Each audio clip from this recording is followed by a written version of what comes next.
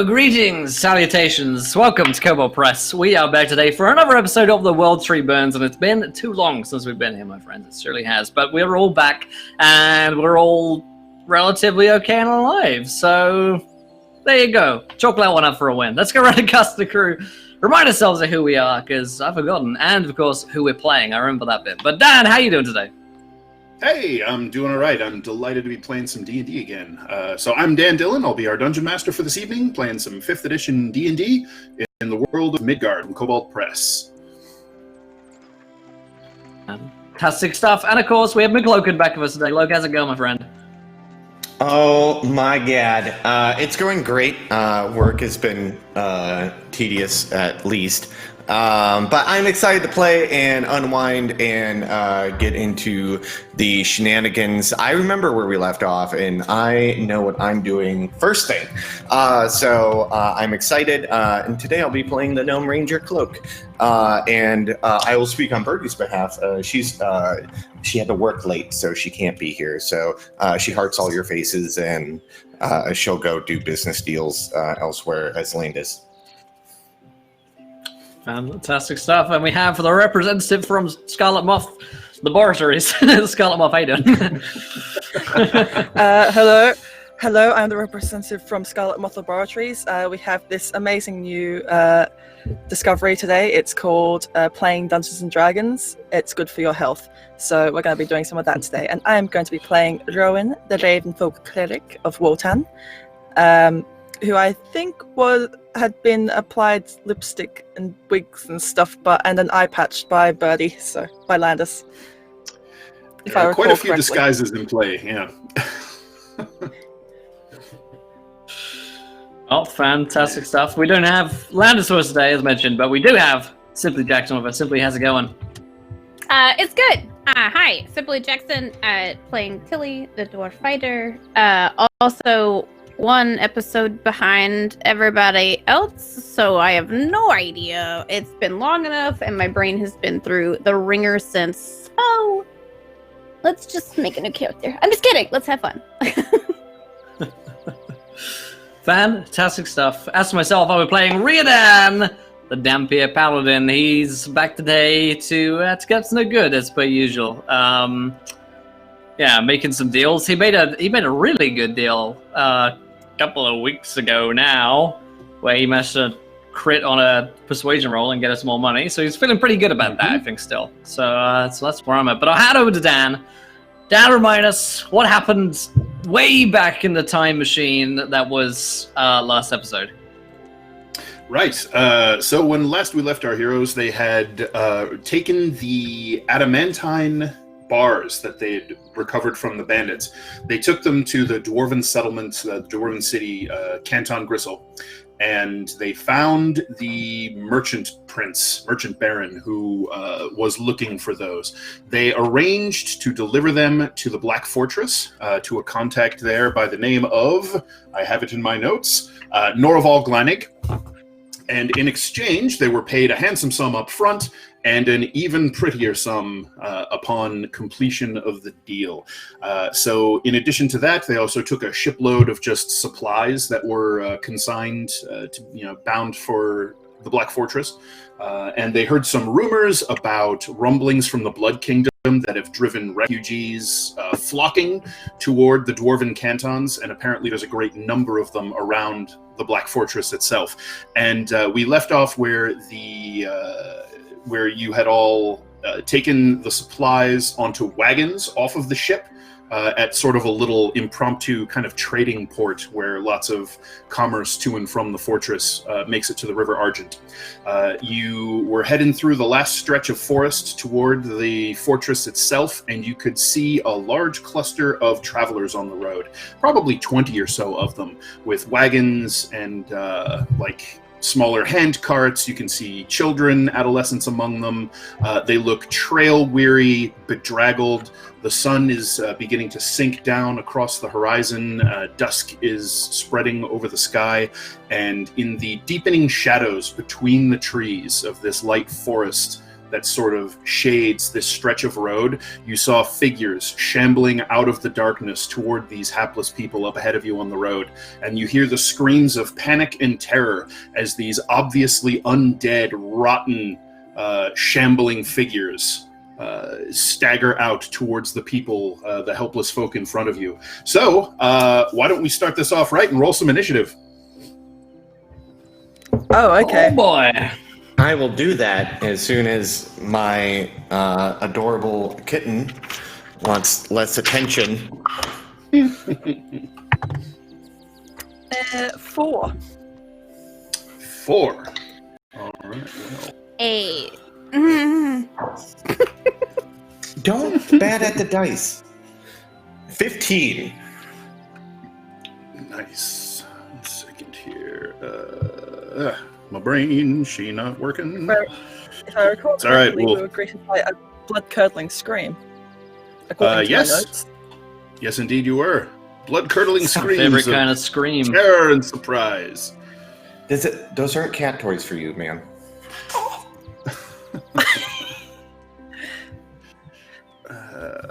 Oh, come on. What's going on here? Do you know Sorry when a for the cat just delay starts here, people? digging Having- his having claws some into your issues. leg? All right. So figuring out He's the making initiative. bread. Anybody 25 to 20? Nope. 20 to 15? 15. All right. Did we all roll that badly? One great for me. I'm sorry, 15, that was Cloak? Yep. Is that right? Yeah, okay. 15 to 10? 13. Oh, dear. 13, all right. Roll a d20 with me, if you would, please, Will. Tell me how you roll. I won't. No, I'm kidding. No. I rolled a 16. All right. Riodan. Okay, so how are Tilly and Rowan? Whereabouts are y'all? 8. 8. 4. It's the eye patch, obviously, that's hindering me. Yeah, that's fair. That's fair. So 8 was Tilly, Yeah. and 4 Bird Mom. Okay. So one quick note of bookkeeping, just to make sure we get that squared away before we go any further and then forget. Landis went around and helped put disguises on all of you, just in case word of your indiscretions from Zobek had reached this far forward. So Tilly / Simply, you were not there to have your disguise put on. So why don't we? I believe I had a note that we need to roll for Tilly's disguise to see how that is looking.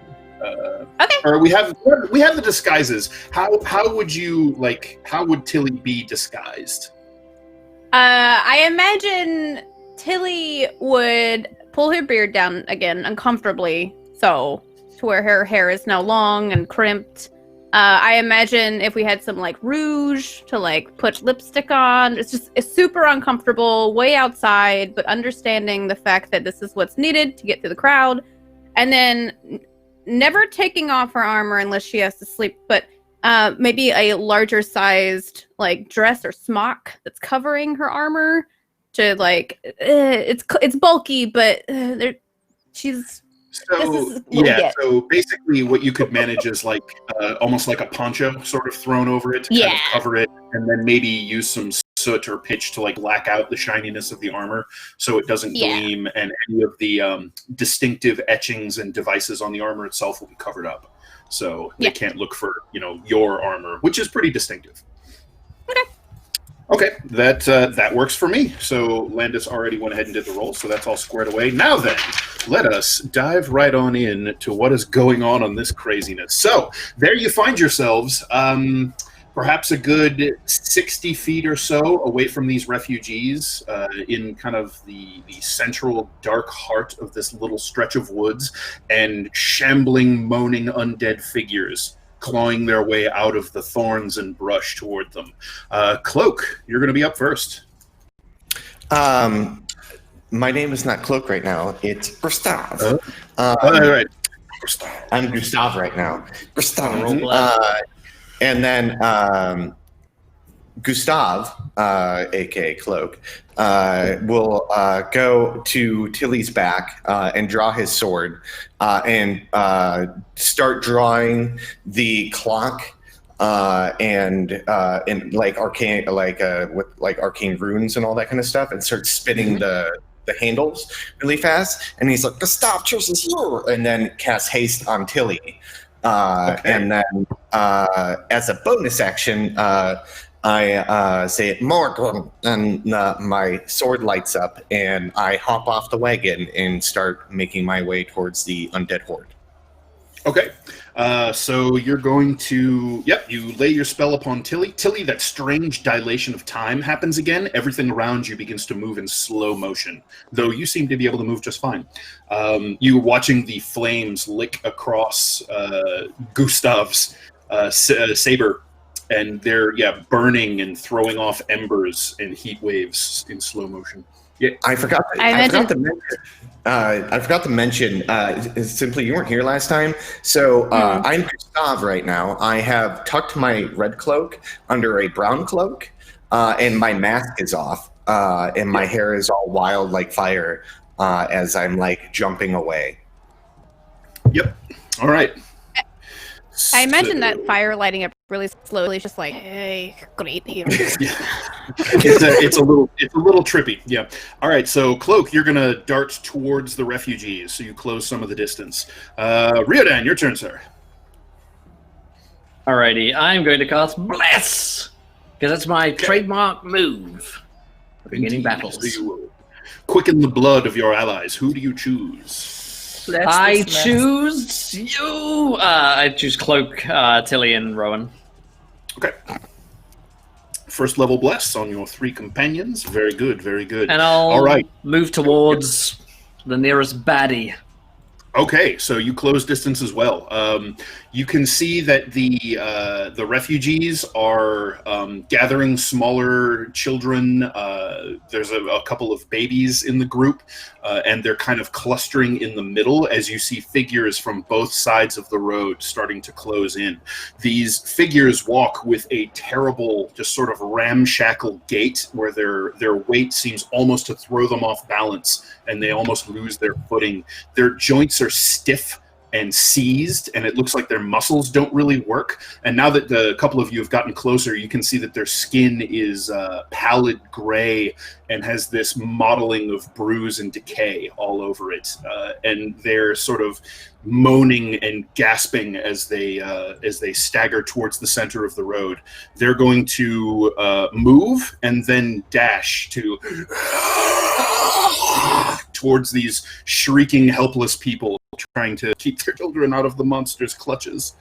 The commoners, the refugees, they basically try to hurry down the road as much as they can, but they're kind of being cut off by these things swarming in around them.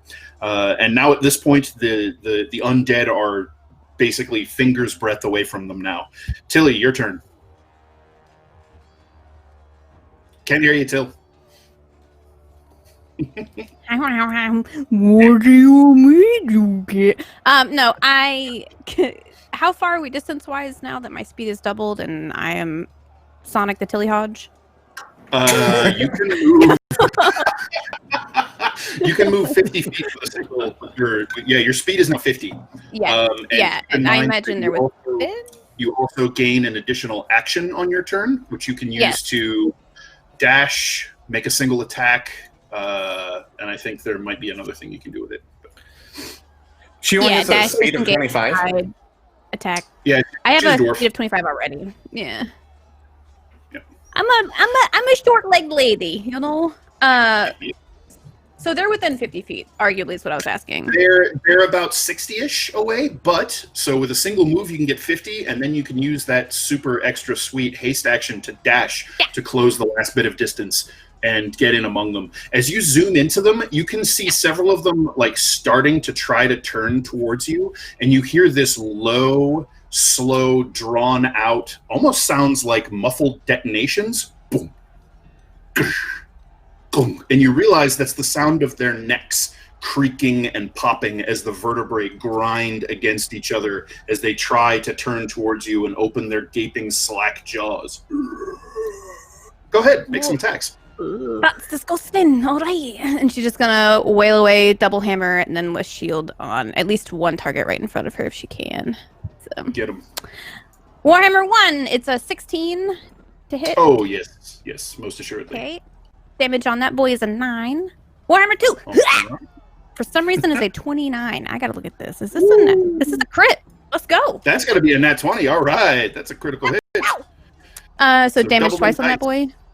Yeah, double dice. All right. 8 on there and 12 on the second roll of that. If I did that right, Cloak, you have to keep an eye on that. And then hit with the shield. Just Hang on. So that was a total of 20 on the second hit? Yes, the first roll of my dice was 8. Second roll was 12. Mm-hmm. And then the shield hit, trying to like aim at one of those creaky necks, is a 21. So. It might be more damage. You have the. Sorry, Dan. That's okay. The belt does you make you super strong?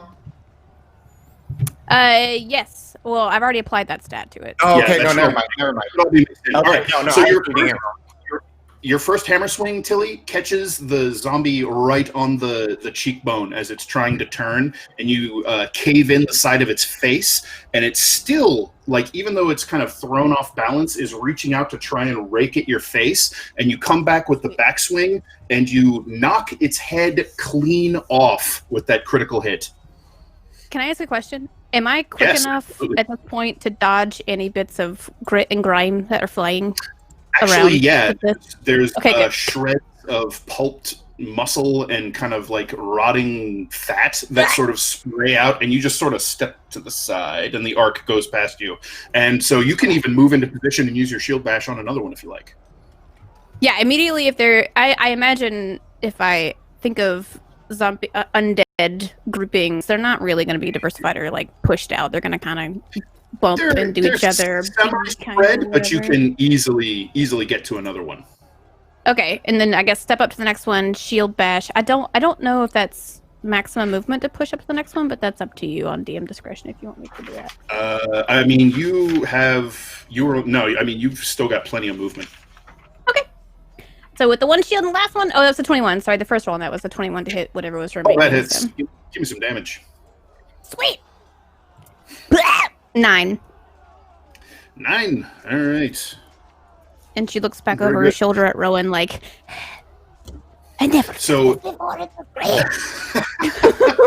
the rest of you, a clanking, poncho-flapping, orange-haired blur, brown-haired blur of Tilly goes speeding down the road, kicking up a rooster tail of dust. You hear this like rapid-fire pack, and one of the zombies just tumbling off in pieces into the mulch, and then another one just about has its rotten, gnarled fingertips around the hair of a fleeing woman, and the rim of her shield cracks it in the elbow and breaks the arm completely backwards, which now turns its attention to her. Rowan, your turn. So I'm still in the caravan, am I? You are back in the caravan at the moment, yes. Okay. She's going to start hurrying her way after Tilly and the others. Okay. And scrabbling over. And so the undead are attacking from both sides. They're surrounding the refugees. Yep. She's going to push herself into the fray and reach up to the heavens to cast Dawn. Dawn. All right. Yeah. All right. What have we got going on here?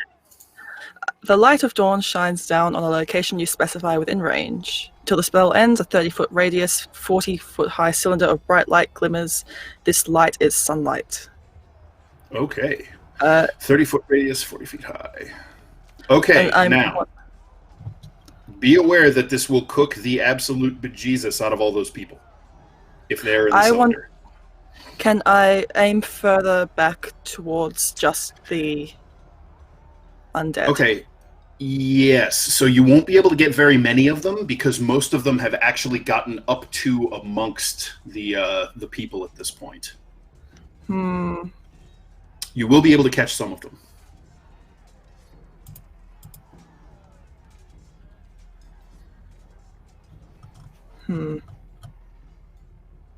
Yeah, we'll do it.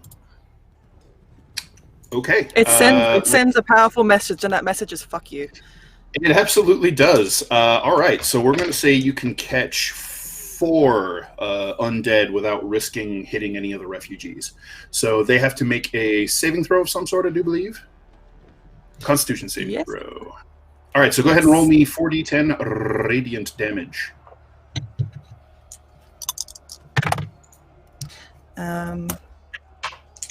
So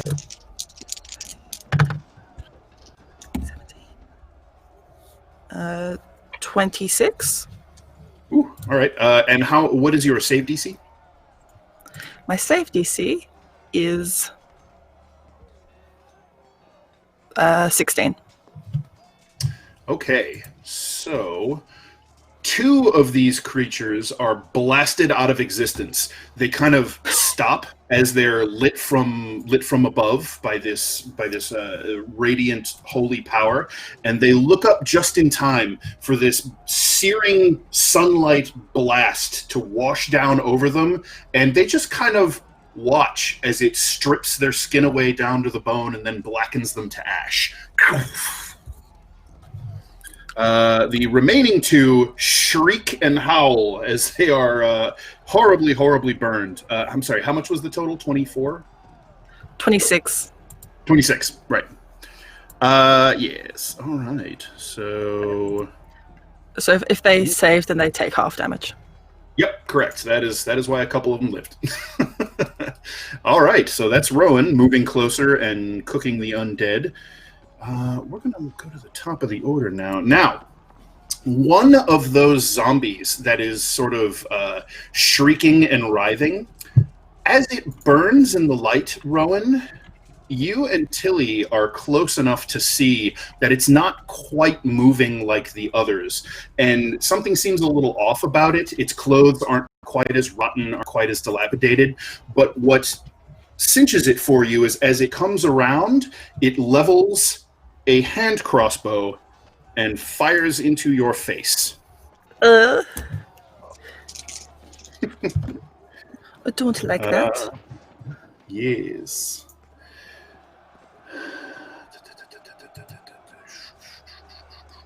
Why am I having so much trouble? 18. My armor class is 19. 19. All right. So you throw up your shield, and it deflects the buzzing, deadly bolt that clatters off of the metal face.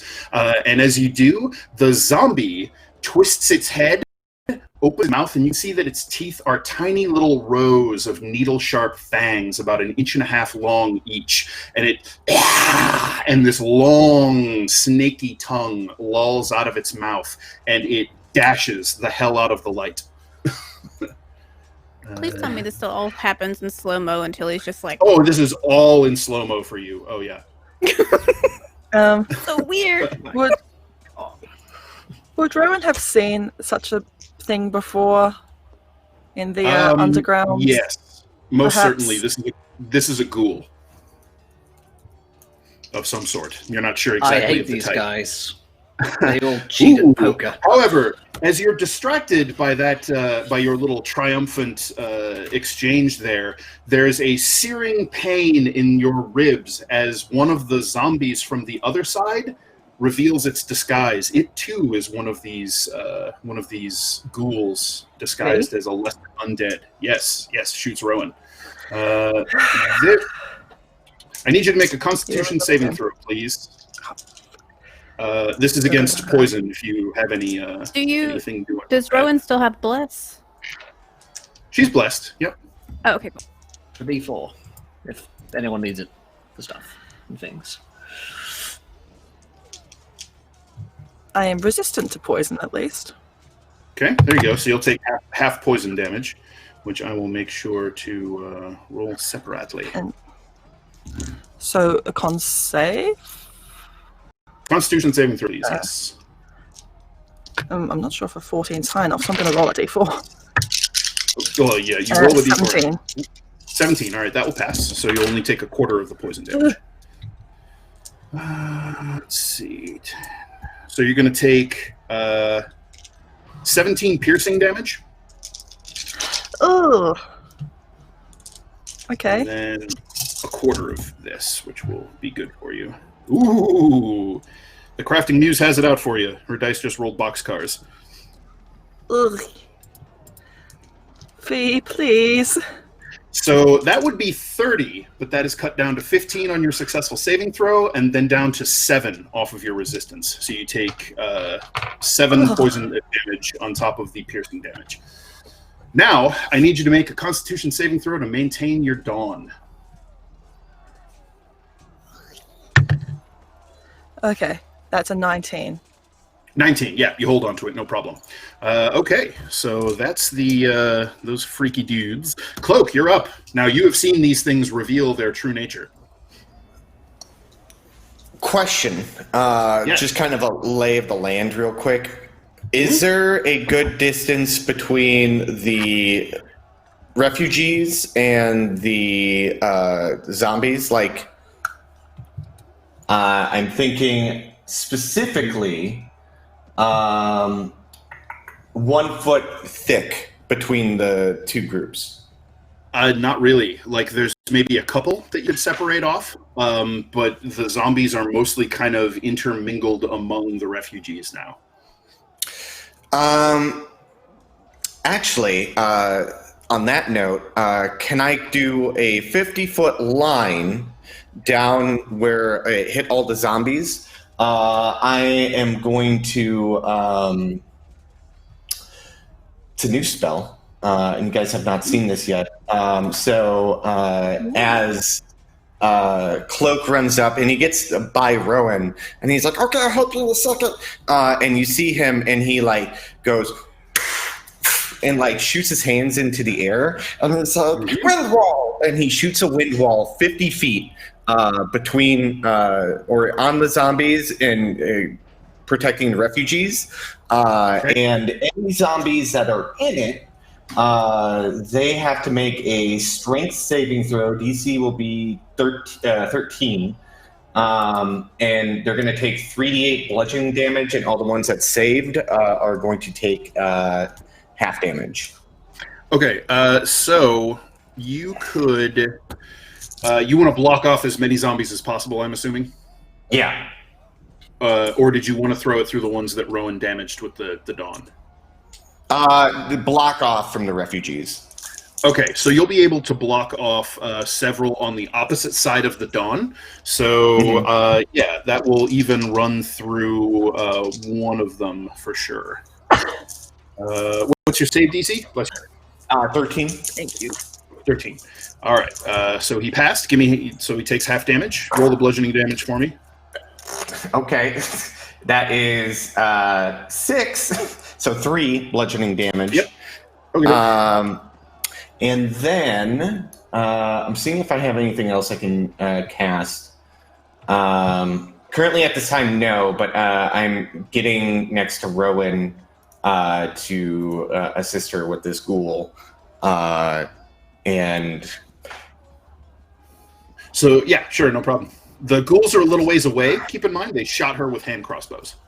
Oh, that's who attacked her in her side? She was shot from the other side. Oh, she was shot. I thought she got raped. Yep. Okay. That was my bad. So yeah, I would get up to next to Rowan and be like, "Just go try to find cover," and then yell at Tilly, "Tilly, just destroy all of them!" All you hear is in Tilly slow looks motion. at you like, what? And that's Cloak's turn. Riodan, your turn. Alrighty. I moved last turn. Are there one or multiple bad fellas within Yes, range? there of me? are. Yeah, you moved up last turn, so you can charge into the fray and lay about you. I shall do exactly that with my my whippage. So I'll make 3 attacks. Okay, so you're gonna use the yeah, lash yeah. Okay, keep in mind you can't use Divine Smite with that. You have to use it like a weapon if you want Yeah. Smite. That's fine. I want to Go for some So and AoE. Let's see. Riodan runs in. Like he's clad in plate armor, and how decorated is his armor as far as his allegiance to Morena, the Red Maiden? Does he just keep that on the amulet, and the armor's kind of on the down low? Yeah, I think he just keeps it on the. He keeps it on the amulet, but I think that begins to like shine out with a red light as he enters into combat.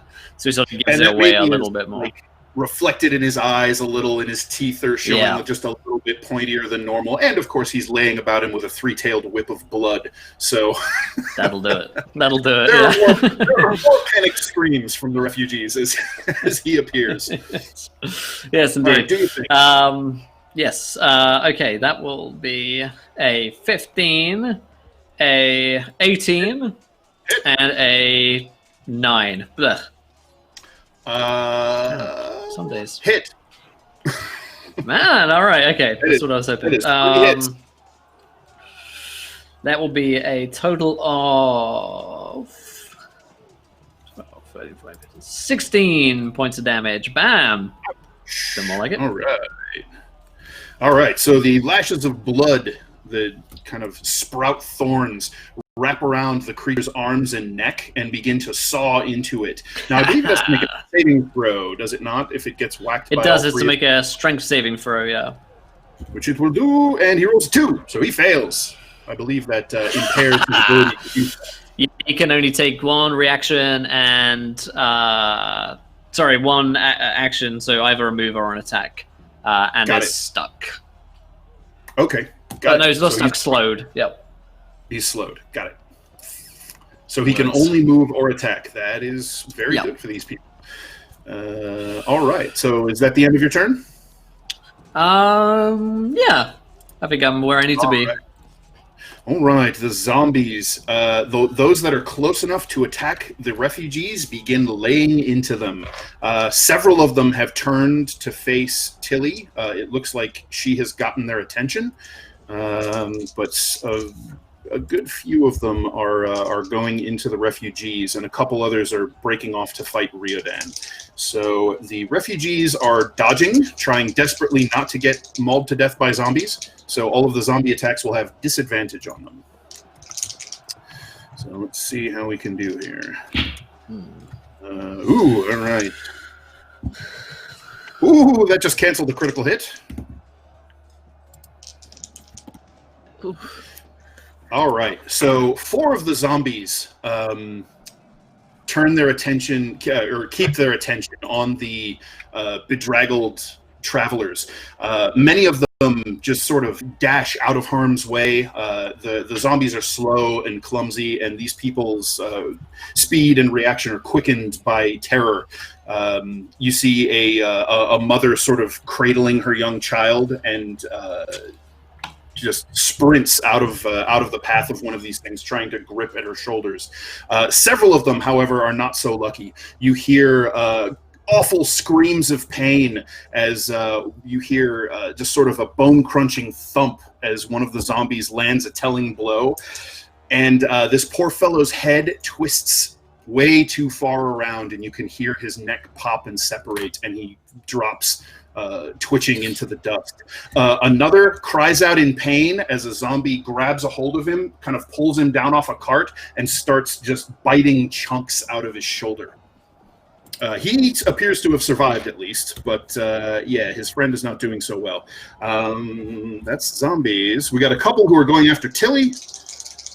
You have +2 armor class because you are hasted, so this is not going to be. I don't think a 21 is. I don't think a 21 is good enough, is it? No, 24 right now is AC. So you just sort of step back, and it at you. Riodan, got some zombie attacks coming your way, sir. You just kind of pull the lash over and spoil the attack of one of them by wrapping it around its fist and shoving it back. The other one gets a glancing blow, but does manage to get through your armor for a whopping 2 points of bludgeoning damage. Oh, was that the best you've got? Right. So the refugees are going to attempt to disengage from these zombies and get the hell away. Several of them are kind of bound up and not able to, but certainly those at the front of the group are managing to evade the undead at this moment. Tilly, your turn. Clearly Tilly is going to attack the zombie that has recently tried to attack her. However, precursor question, are there multiple zombies within 5 feet of me? Currently, there are, yes. Okay, just I have shield walls, so they're on difficult terrain in case whatever. Yep. I mean, I know they move slow anyways, but that's it. Okay. That slows them significantly, so if they wanted to chase after anyone, they would be hard-pressed to do it if they start next to you. Wait! Okay, Tilly's just like, I imagine screaming very fast at the one zombie right in front of us, and then swings twice at it. First swing is a 29 again. The crit. Oh yeah. Oh, that's that. I assume you want to nail the wounded one. So yeah, roll me some damage. First damage roll is 8. Second damage roll is 13. Dang. And then. Okay. So you just bring the hammer straight down and split its skull like a overripe cantaloupe, and it just drops, twitching to the ground. Second attack. All right. Second attack is a 15. That will also hit. With a 14 in bludgeoning damage. What the heck? Wow, it's an 8 plus 6. Wow. Dang.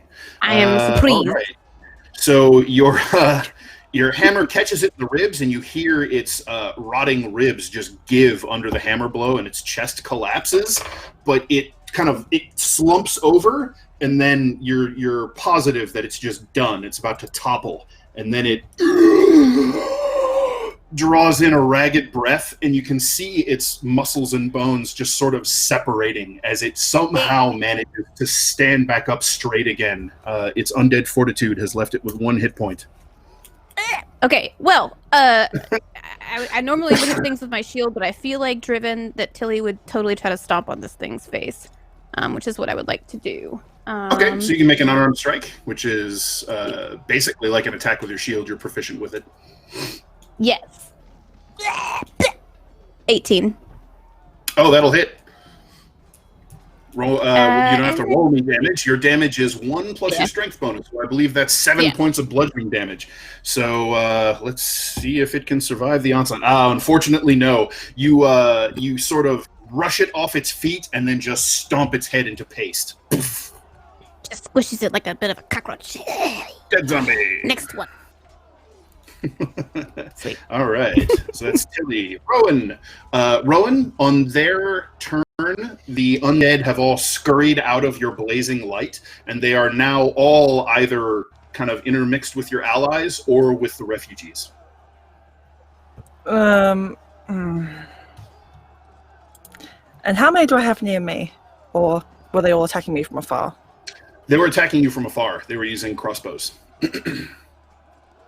You can see those. How many have died? A bunch. 1, 2, 3, 4. Yeah. 4, 5. Yeah, something like that. Okay. Wotan, forgive me for what I'm about to do, but I think we need it. And she's going to, at 4th level, cast Animate Dead. Whoa! Okay. So I think that should raise 3 bodies? Yeah. Okay, so you're going to target the... Generally, it's got to be humanoid corpses, so you'd have to get, like, the refugee, but I'll let you put the remaining into zombie corpses and raise them again, even though that usually doesn't work. Okay. Okay, so Rowan raises her hands and begins chanting to Wotan, and she's using a voice that's not her own. It's a male voice. It sounds old and gravelly.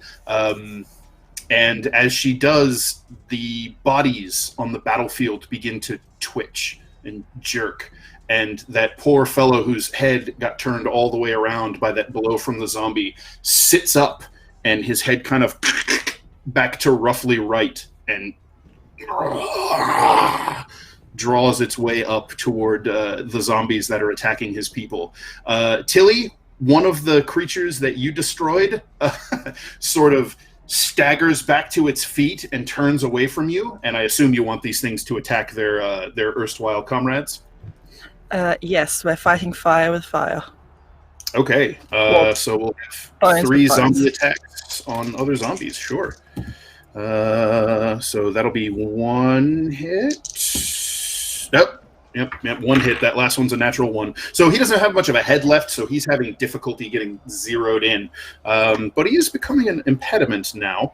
One of them, however, is going to take, 5 damage. And that... Nope, that guy was Riodan's. All right, so it tears into one of the other zombies and just starts grabs it by the rotting scalp and just starts biting its throat out. That's Rowan. You move anywhere? Can I move in with some of the other refugees to try and, if any undeads that aren't mine come near, try and save them off? Sure. Or body block? Absolutely. Yep, absolutely. Okay, I'll let you kind of interpose yourself, but you'll provoke an opportunity attack doing so.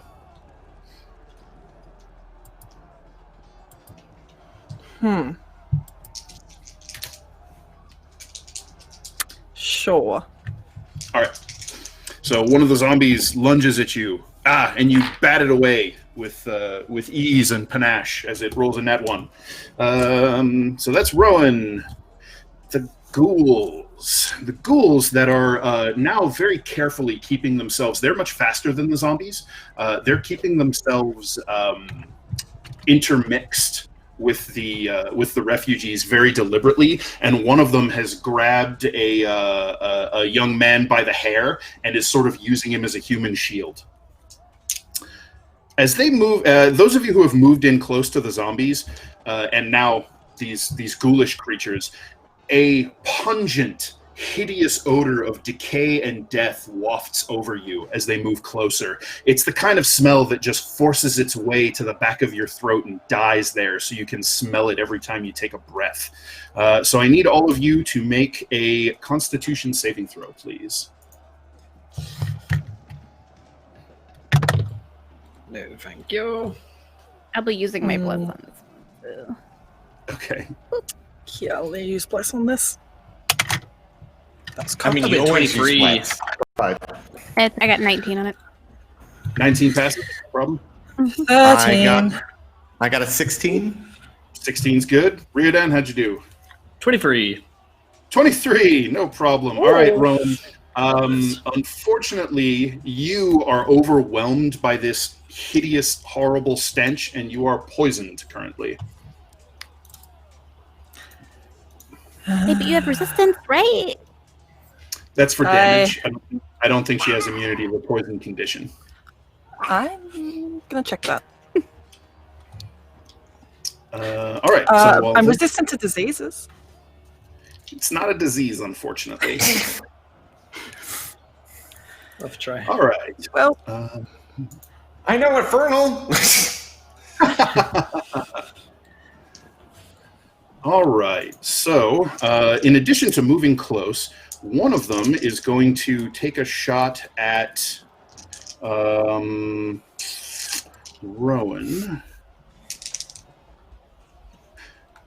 You know what? It can't. There's a wind wall in the way. How does moving through the wind wall work, Loke? They have to make a DC strength check, DC 13, and take 3d8 bludgeoning damage. Which Does it prevent them from moving through it? No, it will light things or.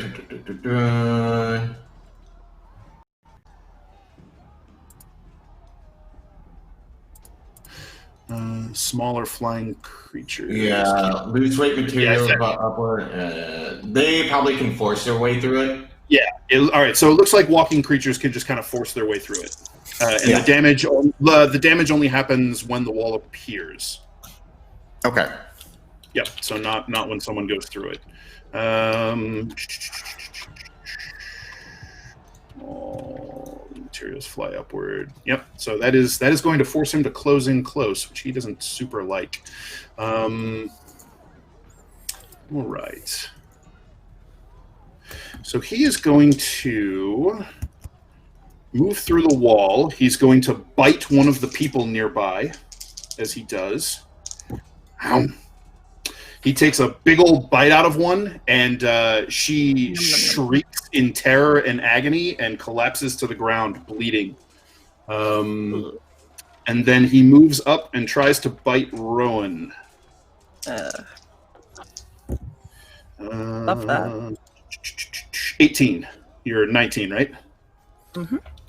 All right. So you manage to kind of get under his chin and shove him back before he manages to close his teeth around your body. The other one is going to take a shot at Rowan, I think, with his crossbow, because he's on this side of the wind wall. All right. That one is going to hit. So I need you to make another Constitution saving throw against poison.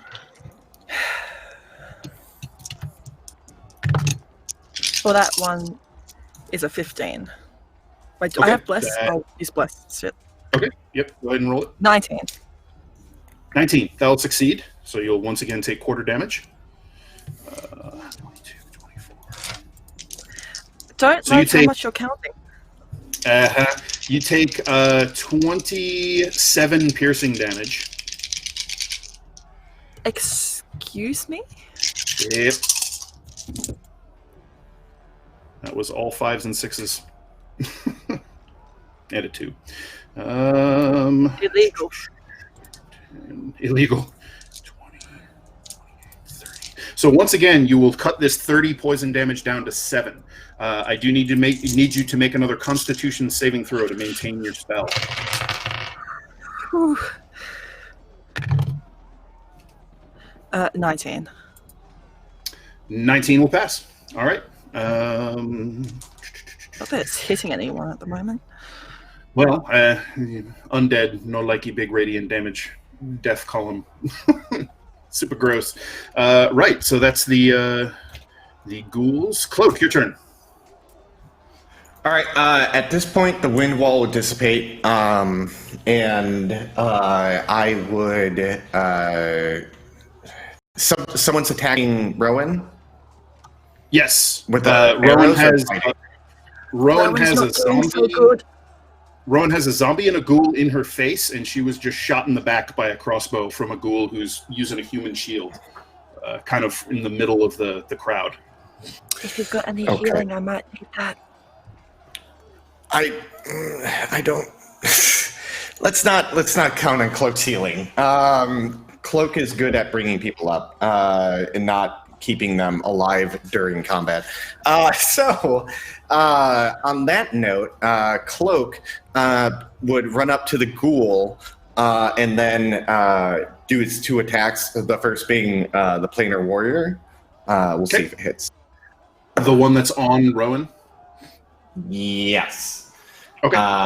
Which I believe is going to be a miss because it is 3 plus. So 9. 9 is no good. It just sort of pivots as you strike at it, hisses at you, and kind of crouches low with its filthy claws bared. Yeah, and then I'm going to swing again. Okay. That. Come on. Okay, does a 14 hit? Oh, with bless. Does a 18 hit? 18 hits. Okay. Big mama jump. This would be force damage. Okay.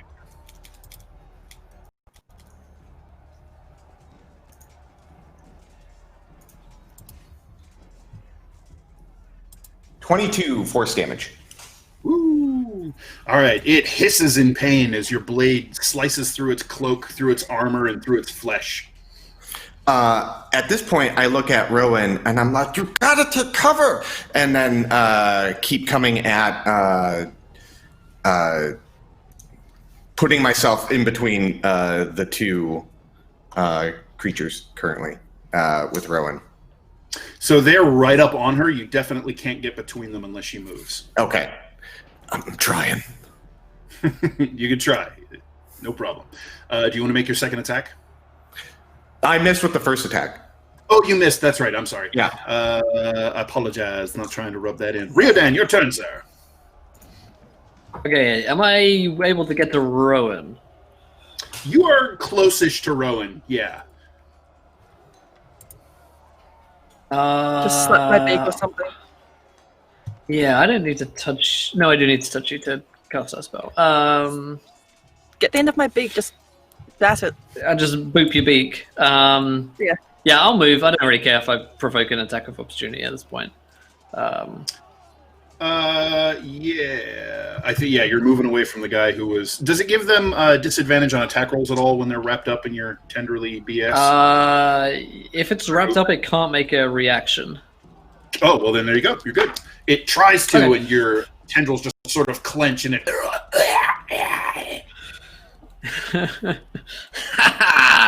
Don't worry, Rowan. I'm on the way. And I come over and I will lay on hands, because I can do that. And I will lay on hands you for... I don't know, how bad are you feeling right now? On a scale of 0 to 60. She looks pretty That's my bloody. usual scale. That's my About general scale. This is 0 to 60 scale. The 2. Out of 2. Mm, 2? Oh. interesting. All right. I will heal you for 20 hit points. Thank you. There you go. Now get into cover! Or something. All right. All right. Is Rowan going to that- listen to that advice? Probably not. All right. So it's zombies' turns. The zombie that is wrapped up by your blood tendrils is no longer near anyone, so he will move, but then not be able to attack. He's just struggling against these things binding him. He seems oblivious to the fact that these things are cutting into him and impairing him. It's just like it's like a rabid dog on a chain. It's just trying to get close to something. We have a zombie on Rowan. Ooh, 21. Oh, for fuck's sake! That's Yes. gonna be seven points of piercing damage as it grabs you and bites into your arm, just below the cuff of your armor. At this point, she's trying to whack it off like if one of your kids or animals grabs onto your arm, she's like, down. Yep. All right. Tilly, you have a zombie on your face who is, I think, only able to hit you on a nat 20, which he did not roll. So, so that is no good. He just kind of ineffectually claws at your armor and is just kind of oblivious to the people running by, just out of its reach now. It's all I have a completely feeling Tilly's doing fixated. this with much pride now. She's gonna get knocked Yeah. off her horse at some point. She is just like, whatever. Anytime anything tries to get her in whistles. Tilly Give her a is- belt in haste. Let's see. Zombie. Commoners, kind of same as before, although several of them kind of look at the young man who's being pinned in that kind of clawed death grip by one of the ghouls, and they look torn and anguished, but they turn and run.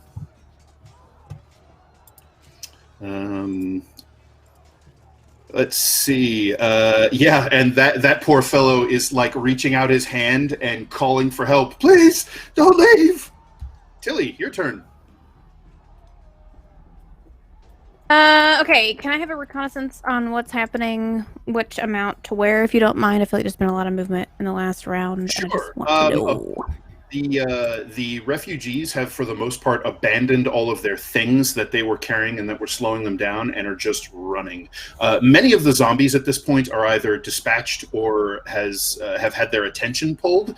You have Cloak, Rowan, and Riodan clustered near one of the rear wagons with several undead nasties around them, toward the front of the column, and now with people sort of surging past them and leaving.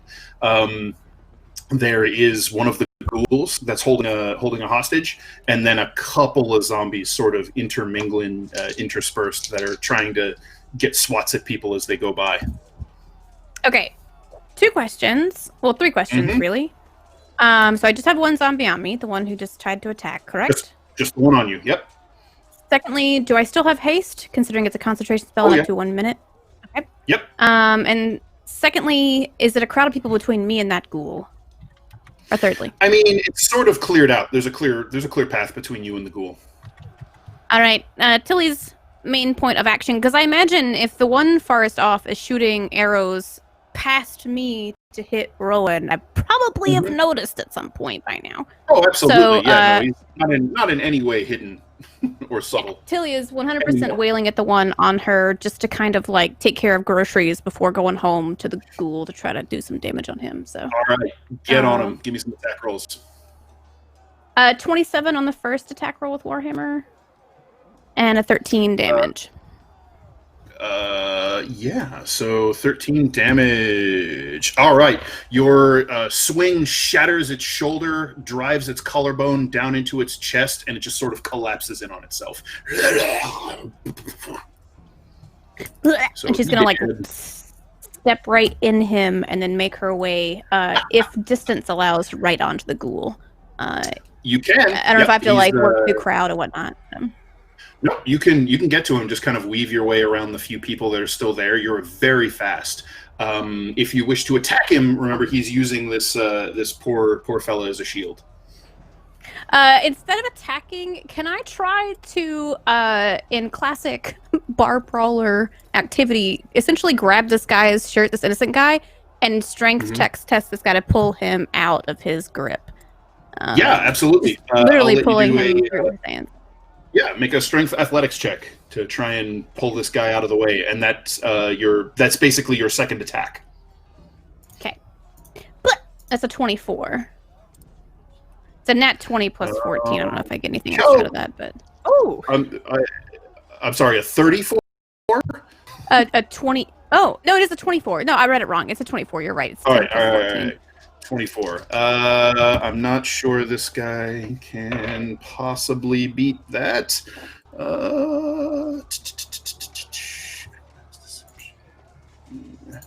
Yep. He only manages a 22. So you rip this poor bastard out of his grip. I imagine this guy's just like, I don't know what's happening. Yeah, so he kind of cries out in surprise and pain as the ghoul's claws do kind of rip into him a little bit as you pull him away, but it's superficial. And he just kind of almost collapses and lets out this almost like sobbing breath of relief. And then very quickly begins to panic again when he sees zombies shambling around the road. But so you have if you want to make a shield bash attack, you may, and the way is clear. Yes, I would like to shield bash him, unless arguably you'll allow me to yell at this guy to run. You can. I know that's like a free action, but I just want to make sure. Yep. Okay. Totally. Yeah. I'm gonna shield bash him at the same time. It's like looking at the guy and be like, "Run! You know, like, get out of here!" Yep. Awesome. It's an 18 on the attack. Believe that is going to go ahead and hit.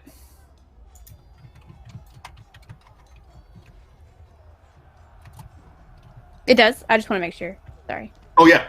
Sorry. Oh, sorry. I thought you were still checking. And it's a 7 damage. 7 damage. All right. It is a solid crack across the bridge of its nose, which breaks but doesn't really bleed much. Gross. All right. Yeah. Does she still have an extra attack still for haste? Oh yeah, absolutely. You have your extra action from haste, so you can make another full-blown attack. Okay, sweet. I didn't So know you if the can smack him pulling with the your- guy yeah. back was an action for that. So So you have extra attack. So you get 2 attacks normally on your action. So your first one was to dispatch a zombie. You use the second Okay. one to grapple the guy and throw him away. Bonus action to bash him, and now you can use your haste action to make 1 weapon attack. okay, cool. I wasn't sure if I was You are already just at my a max on that or whirling not. dervish of squat destruction. That is a crit. Cloak, Oh, are you God. recording right now in this app? Because what the heck, dude? What the fuck? Let me just take 3 weeks off from now on. Just 3 weeks in between, and I'll come in and. I created a fucking monster. Wow, and it's 13 on the first hit, 8 on the second. So that's a 21. Would you like to sign a plus witness damage. statement, McCloakin? I believe every word coming out of your mouths. Ow!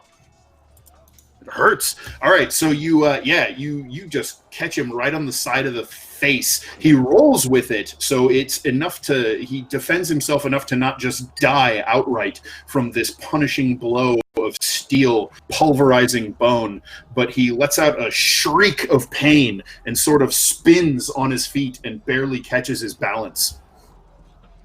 Right, That's so I think that's good. finally the end of Tilly's turn. My God. Rowan, you're up. Oy. Like, I feel so bad. So Don't I feel love bad. it. Tilly's dispatched of most of the ones near me now.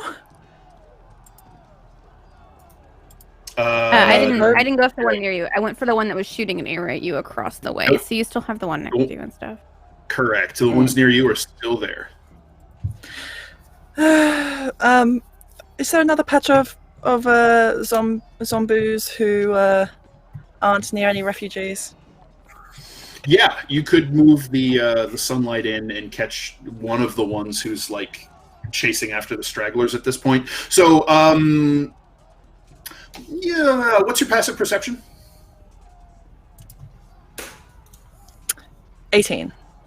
18. All right. So you're able to pick out that several of these refugees who have been downed are not dead. They are, most of them, well, several of them that are downed are just dead. Several of them are very badly injured, but are either, you can see that they're still clinging to life, or, and well, let's put it this way, they are dying. A couple of them are dying but not dead, and a few of them are actually, still clinging to consciousness and trying to like crawl away. So you can maneuver. This is a big ass area. So I'll say you can catch one of the zombies who's up on the road going after the stragglers without hitting any of the runners or any of the downed commoners that you don't want to hit. So you want to go ahead and move it on to him?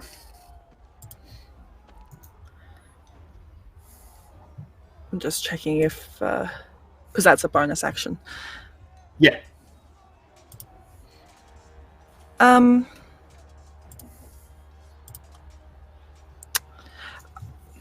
As my bonus action instead, I think I'll use mass healing word Oh, nice. on some of these refugees. Okay. How many targets does mass healing word hit? I want to say 6. It says up to 6 for 3rd level. Yeah, up to 6. Okay. And then you can probably hit more by pumping the level if you want. But yeah. So who do you want to get? Just the wounded refugees?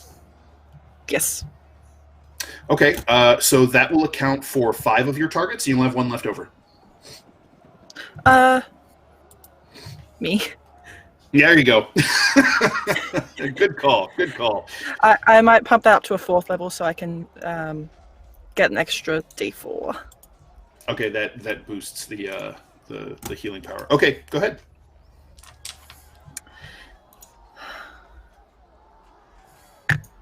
One, 4, and 4. Hey, 9. nice. All right, so you speak a word, and radiant energy washes over you and several of those people who are dead or who are dying and desperately trying to escape. And immediately they sort of ease, and blink their eyes open or calm and look around, several of them are able to realize that they're not in any immediate danger, and they start making greater efforts to get the hell away from the remaining undead. So there's your bonus action. How many creatures are near me? 2.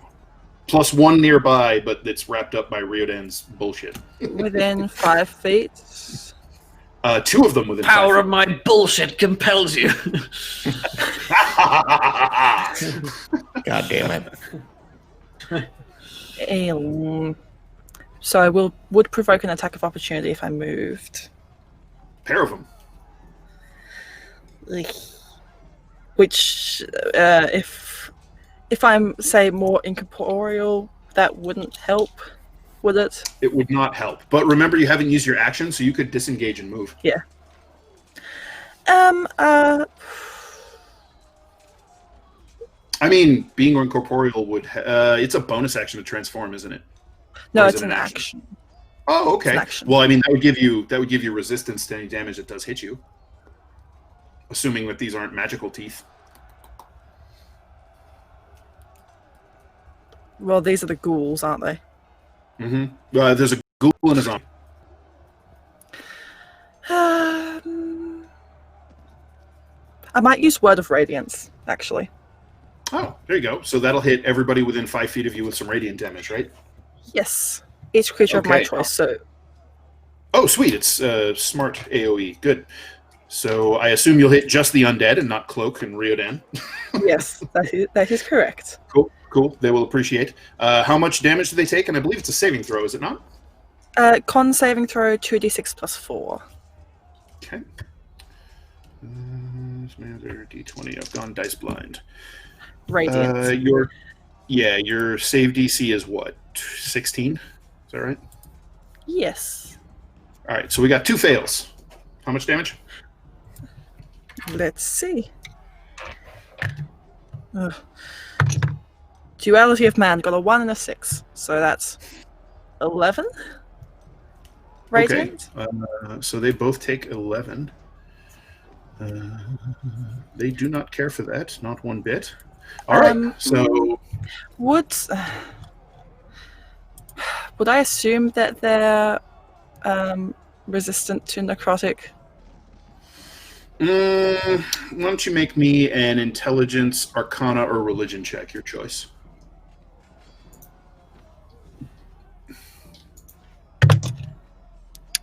Um, 26. 26. So you are... All right. So one thing you are certain of, this is not actually a ghoul that you're fighting, but a ghast, a much more powerful form. And you're not entirely sure if it might actually be a full-fledged Daracool. It's very difficult to tell them apart. But you're for certain that guy will be resistant to necrotic damage. The zombie, however, you think has no special protection or resistance to having its flesh further rotted. I might life drain the zombie. Okay, yep, so you damaged him, so you throw extra damage on him, right? Yes, I can't actually remember how much. I think it's half your level? Or is it your level? Might be your level.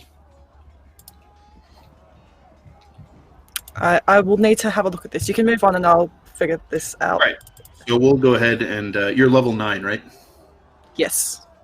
All right, I'm just going to go ahead and mark that for the moment, and if you find it's different, we'll adjust. So the zombie, its flesh begins to just, it doesn't really rot, but it desiccates and just crumbles away as this fine gray sand-like dust as you suck the remaining animating force out of it.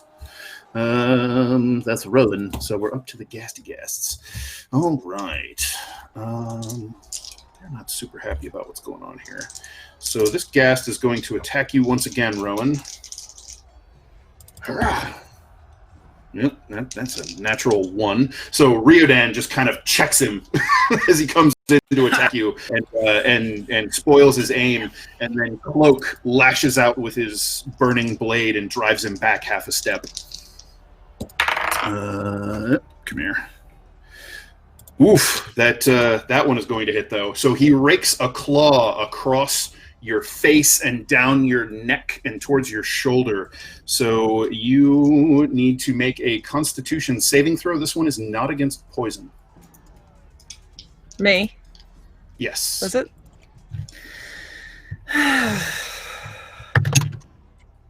That's cocked. 20, not natural. Okay, good deal. So you feel as it digs its claws into you, you can feel your muscles begin to seize and tremble, but you manage to shake off the paralysis before it takes hold.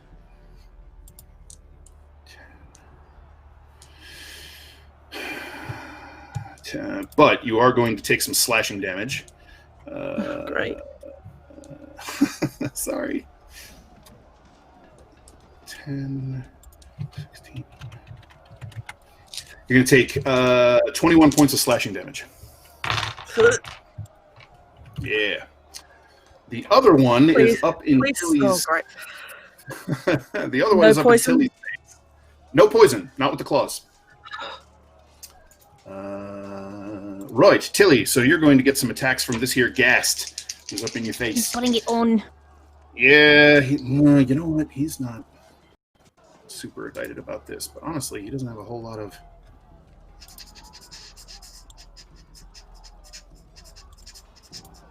He's going to disengage from you, dart away, and run into the woods. Well, Tilly's definitely gonna swang. He is out. No, he's disengaging, so he's Oh, he not has provoking. escaped. That's right. That's right. Yep. He is out. He wants no more of this bullshit. Cloak, your turn. All right. So the two are still in front of Rowan. Mm-hmm. My concern is the people that are still there, now healed. Are there zombies by them, like approaching them? There is one over near them that is kind of in that area, sort of staggering around. Okay. I got Wilden, you got this, and then I run off. I'll take the attack opportunity.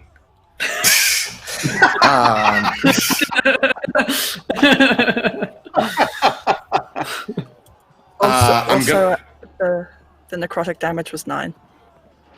The necrotic damage was 9, which is what I wrote down. Yes. All right. So as you move away, Cloak, guess what happened? What? I critically hit you. So thankfully, your armor takes the brunt of the claw stroke on your back. So just normal damage, but you are for sure hit. And I need you to make a Constitution saving throw, please. Oh, and Rowan, I need you to make another con save to concentrate on your dawn. Because you took damage. 19. Oh, you're good. You're fine. No problem. How'd you do there, Loki McCloaky? Gustavo? I rolled a 1. Oh, I rolled goodness. 1. My bless was 2, and I add an additional 1 from my Constitution save. So that's a grand old 4. Alrighty. The Muse dice have taken pity on you. I suspect collusion because you started playing in a game together. True. 10. She also gives me cookies. Yes. You take 18 points of slashing damage. Good thing this sneak attacky claw did not get to double its dice. And your muscles go rigid. You are paralyzed. So that is sadly the end of your turn. And I just want to say, clearly, fuck you and your dice. I just want to say that I really am gonna go watch every episode and make a McLocan crit counter for how many times you crit me, and just put that on the screen somewhere and just add to it as the game goes on. I would just like to say I've had no problem with those dice. You're doing great, Dan.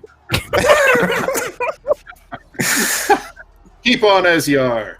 All right. So that's Cloak paralyzed. Riodan, it's your turn, sir. Excellent. There's still a man tied up in my bullshit, if I recall. Absolutely, there is, and he is not I super would happy like- about it. I'd like to cease his bullshit on my own. I'm not sure which. Either way, he must go. Oh yeah, at this point, he's actually away from the crowd that he can't keep up with, and is just sort of like meandering, and has noticed you guys, and is staggering back towards you again. Oh, you guys are here. Yeah, I'm gonna hit him not with the triple hit, but just so I can sink some divine smites into him if I need to. Oh yeah, get him. All right. Is he injured, by the way? I've forgotten. Oh yeah. No, you jacked him up because you remember you hit him with Okay, three good. lashes. He is. Sweet. torn Then to shreds. a 20 to hit. Hit. Yep. That'll be 9 points of damage. You're gonna pump some radiant damage into him, or just let him have it with a 9? Let's put a smite into it. Why not? Give him a little level 1 smite. All right. Oh. So I was reaching Looked up. for a d20 to make a Constitution saving throw to see if he could just kind of shrug off your hit. But as you lash into him, you call out to your bloody mistress, and this incandescent red light surges down the blood lashes of your whip and just explodes it from the inside out into a spray of greasy ash lit by this bloody glow. He did. Riodan reigns supreme. I'll move towards the next one that I can see, I guess. There is a ghast right in front of you that just paralyzed Cloak. Yeah. All right. I'll stay with So him. if you have a second attack, I'll if move you towards wanna- Oh yeah, you're right. Yeah. Haha. All right. Then that'll be a 20 again. Unnatural. Oh damn! All right, so that'll hit. For 7 points of damage. 7. Ouchies. Let's pop another smite into him. I've got another Level slot. Yeah, let's do a level 2. Level 2. Oh god. So that's 4d8 radiant damage because he's undead. Yeah. That is maths. An extra 19 points of damage. Oh god. It's not like, but he is super Unlimited bloody, but power. still barely on his feet. Oh god. We do not like. All right, he shrieks in agony as Morena's wrath sears into him, and so that's your turn. You good? Yep, that's me. All right, zombies. There is one freaking zombie left. the one that's damn near shriveled to dust takes a smack at Rowan and gets an 18. Which I don't believe hits. It doesn't hit. Yes, Right, please. kind Thank of you. duck I want to live. duck behind your shield again, and it's just battering at it.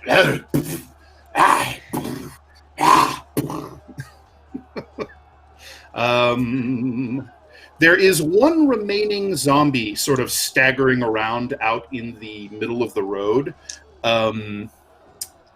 It spins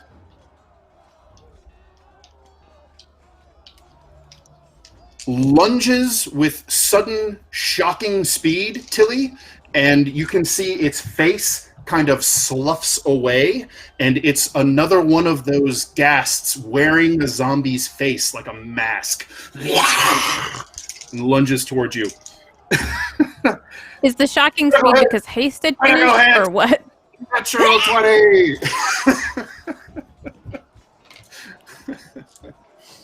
Thank you. Yes! Yes! I was being nice about your dice, but no. I know. It's Oh, just good. all come back around full circle. Tilly will bear Right. it. So that's going to be 4d8 plus 8d6.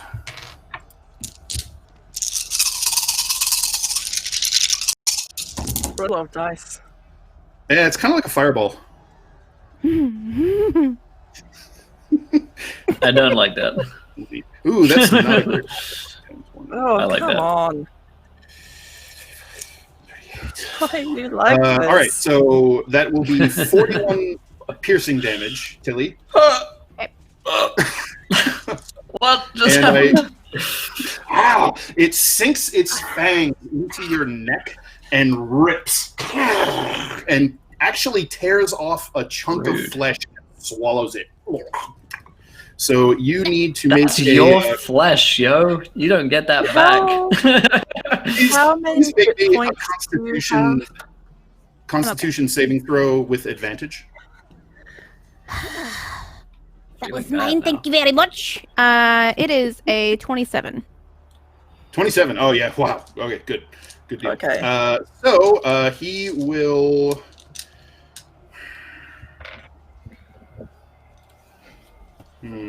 He is going to risk an attack, an opportunity attack, and dart away from you. Okay. I don't blame him. With her swing, it's a 20. Right, you know what? Hold on. Before he does that, he is going to do that, but he's going to attempt to. He has a second attack. He's going to rake you with his claws first, just on the off chance. Boing. And he rolled a 5. No, yeah. You just casually bat his claws away with your shield with a shriek of nails on silver. So go ahead and smack him. You got a 19, you said? A 20. And Oh, 20. 14 that- damage. A dirty 20. That'll hit. 14 damage. He does not care for that, but he's going to take it and run. So he is following his buddy into the woods. They are out. Do that? They don't evoke any attacks of opportunity from my zombies. Oh yeah, you have zombies around, don't you? Yes. Let's see. Those were up near the front. Yeah, I'll give you a zombie near one of them. Go ahead and do you want me to make the attack roll, or do you want to? Yes, please. I don't know what I have to roll. Sure. Oh, what the? Oh, you got him. All right. So your zombie Yes. puts a smack into him, and ow, 6 damage. Damn. Noise. So just blaze into him as he runs past, and he yelps in a little bit of surprise. Wasn't really keeping track of that. He kind of just everybody got lost in the zombie, the zombie blind. And they're not running through my. They are running the hell away from that sunlight. Okay. Sorry. Right. So that'll be that then. Commoners are the refugees are continuing to run, and some of them are actually now coming back to help pick up their wounded but now obviously alive comrades. Since it's looking clear of most undead at this point. Tilly, your turn. Tilly is angry, so she is 1,000% chasing after this guy. Oh, boy. I don't know if he immediately like ducked into the brush and now he's like invisible. So if you'd like me to at least dash wood and use a survival to track, or At this point, he is not. You haven't really lost sight of him. You can see kind of a silhouette fleeing into the darkness. So yeah, you can chase him down. Tilly gives a battle cry, and streaming blood down the chunk of her trapezius that's missing just goes sprinting off into the woods after these undead creatures. So yeah, you can overtake him just fine and attack him.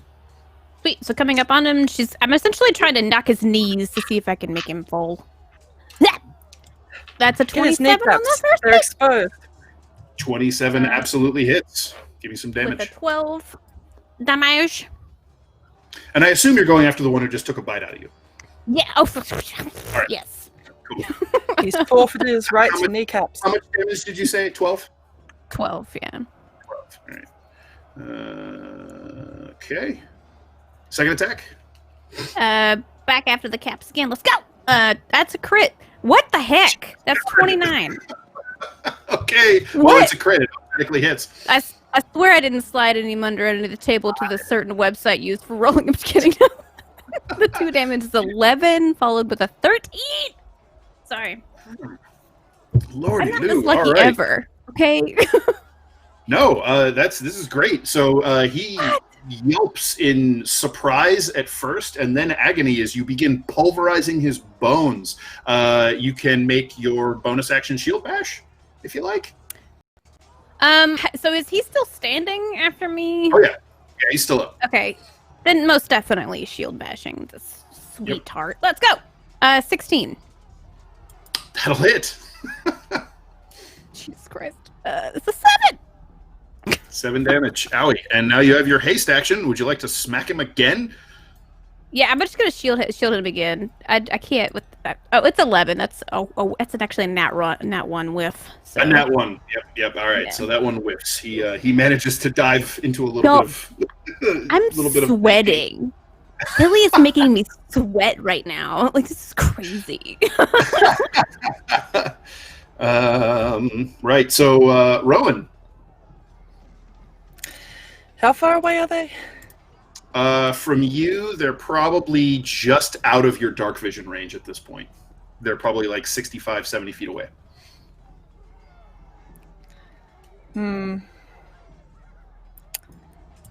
If I run towards where Tilly's going, then can I move my sunlight with me? As a bonus action, you can move it 30 feet? 60 feet. Yep. 60. Oh, Jesus. Yep. Running after them, and would Tilly get caught up in it? Yes. If you just move it straight over on them, yeah, absolutely. Now, remember, at this point, they only take damage if they end their turn in it. So... Yeah, probably not with it. If they keep running, they continue to get out of it. But it is big. It's a freaking 30-foot radius. Can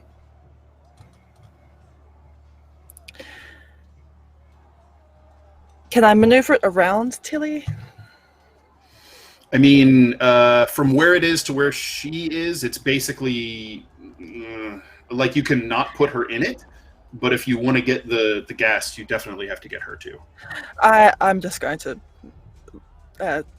stop concentrating on it at this point. Okay, all right. So the shaft of intense, bright golden sunlight fades away to a dim glow and then is gone entirely, plunging the road into the deepening night.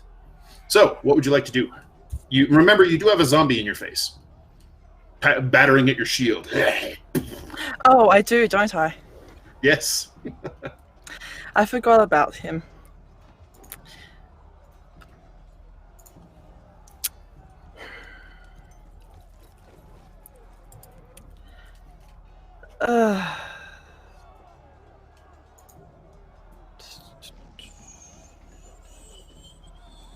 Sorry, I'm thinking. It's really hard.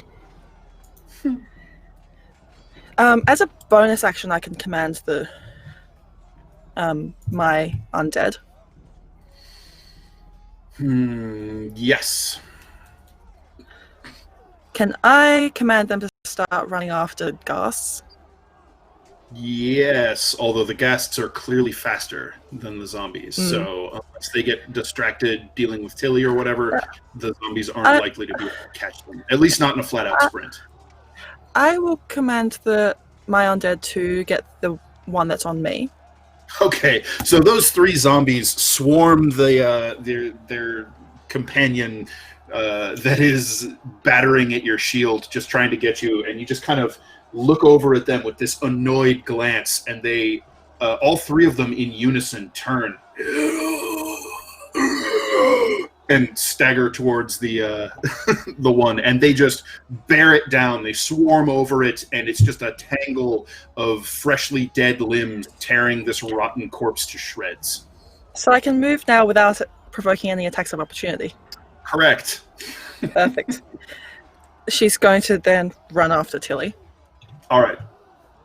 No problem. So you could dash to get pretty close to her if you like. I wouldn't have an action then, though. True. So yeah, with your speed, you can run up, and at least your dark vision will reveal the Ghast and Tilly to you in the shadows of the brush. Can I see the other one? The other one is not visible. Okay. Sacred Flame on the one that is after Tilly, as Rowan's going to call out, "Watch out, Tilly!" Okay. And that is a dexterity saving throw, I do recall. Yes.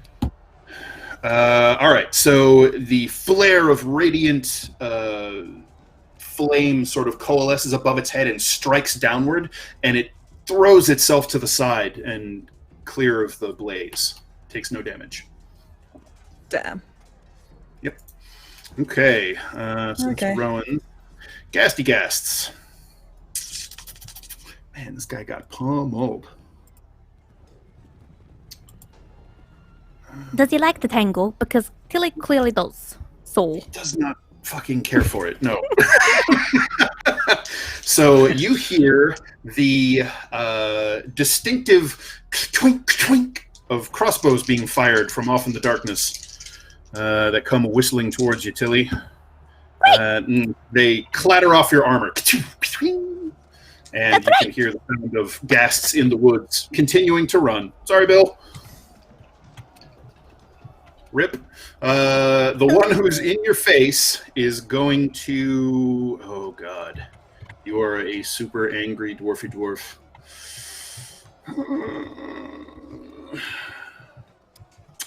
It is going to disengage. God, it knows it can't outrun you. Oh, boy.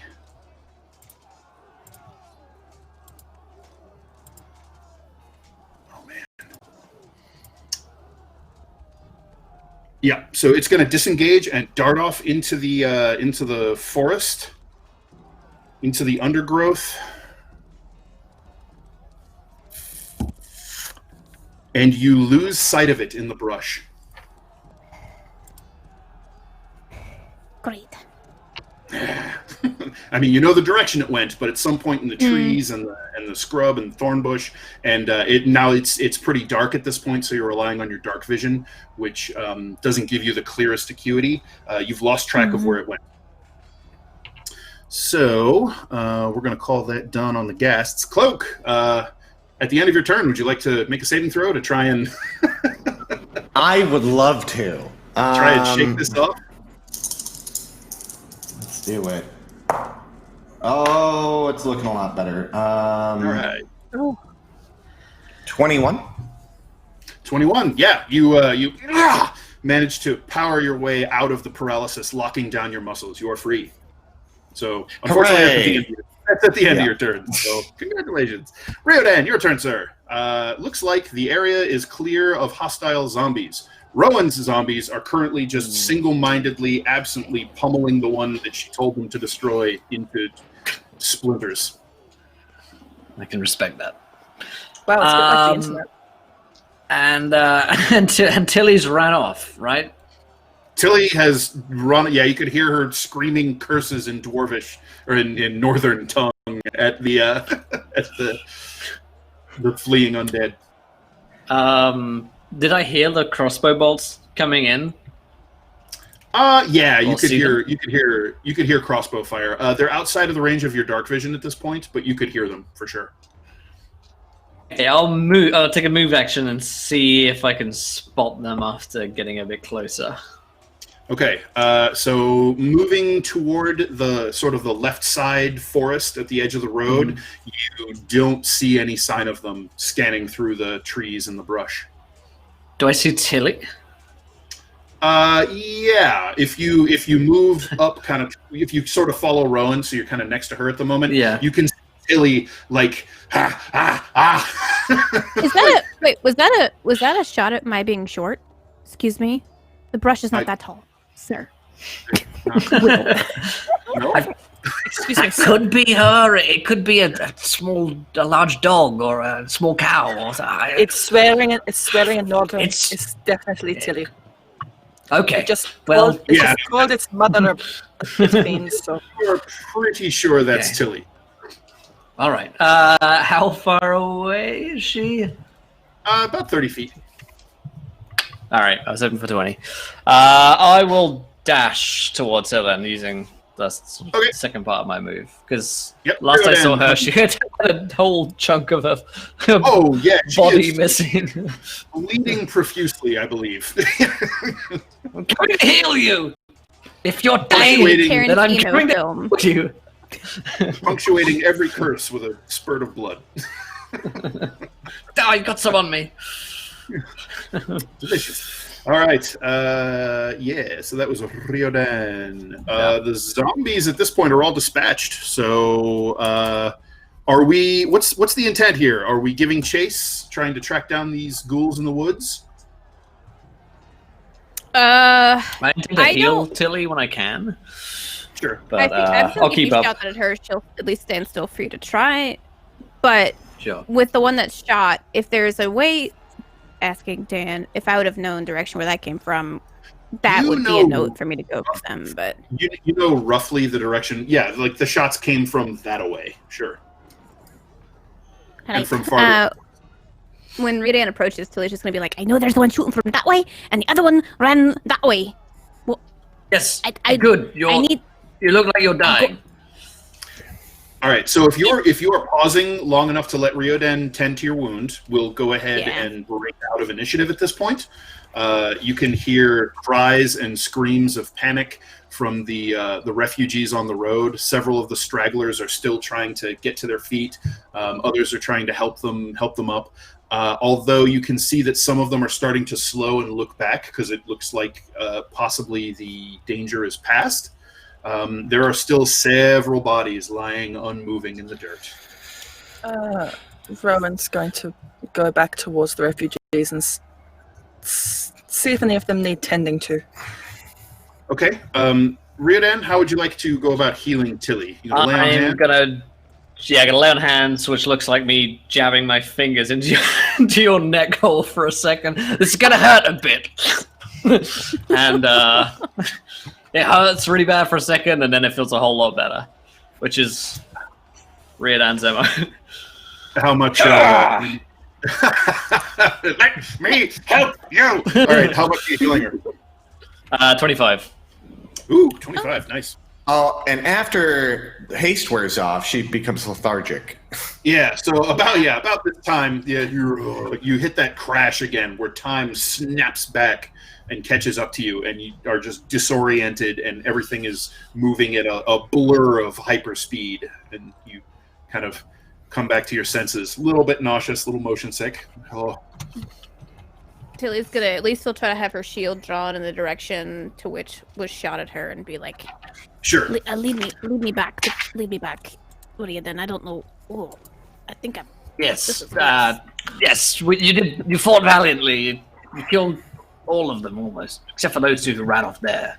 I mean, we could. So in try and the catch seconds them.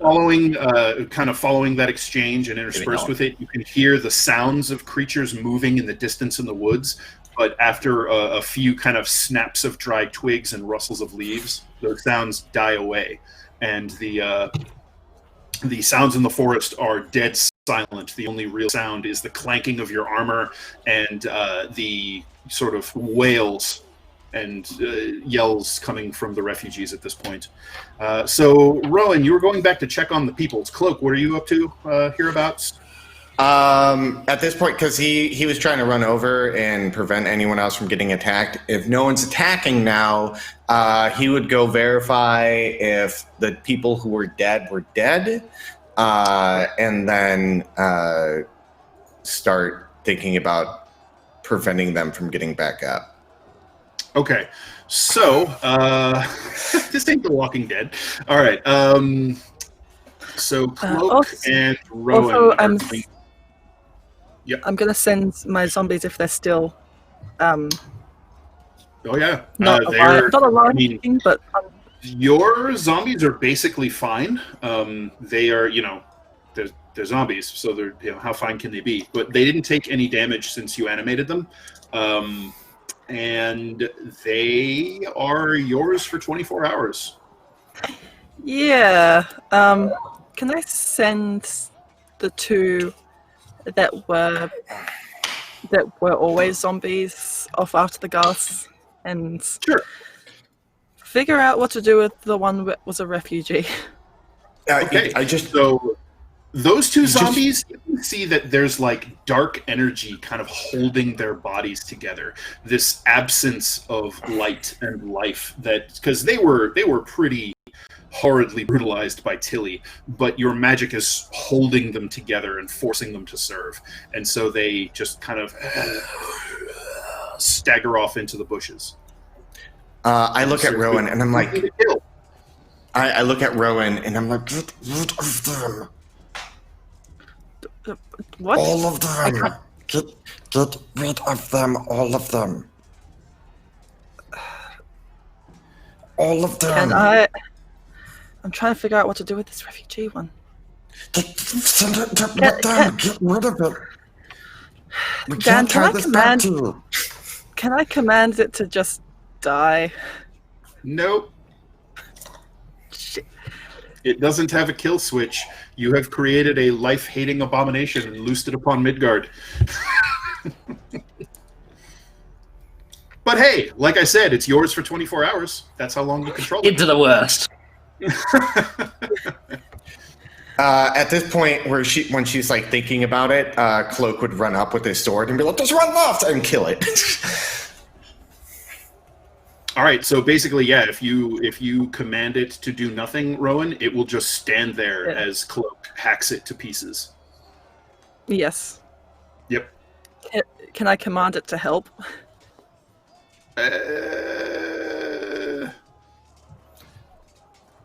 Command it to pretend to fight me. It doesn't really know what help means. If you have a specific thing you want it to do, you can tell it to do that. But I mean, it's just standing there. It's not defending itself. He can dispatch it really quickly. It is really tough. Are any of the refugees noticing this at all or reacting at all? Like, is there like a family crying now for their lost sibling or something? I was going to say it's too dark for them to see, but Cloak's sword is a torch. So, yeah. Yeah. You can see one of the people who was like on death's door that Rowan's magic saved at like the last instant before he bled his last, and he's like rolled back. This is a she. She is rolled onto kind of her elbows and hands and is with wide-eyed, pale-faced horror, screaming as she watches you butcher someone that she probably knew.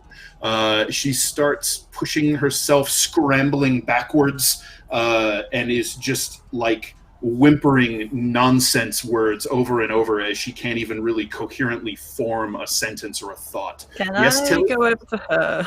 Tilly, No. I feel like we could probably make it back to if you allow, but Yeah, you're not that far away. Yeah, so you hear all this happen.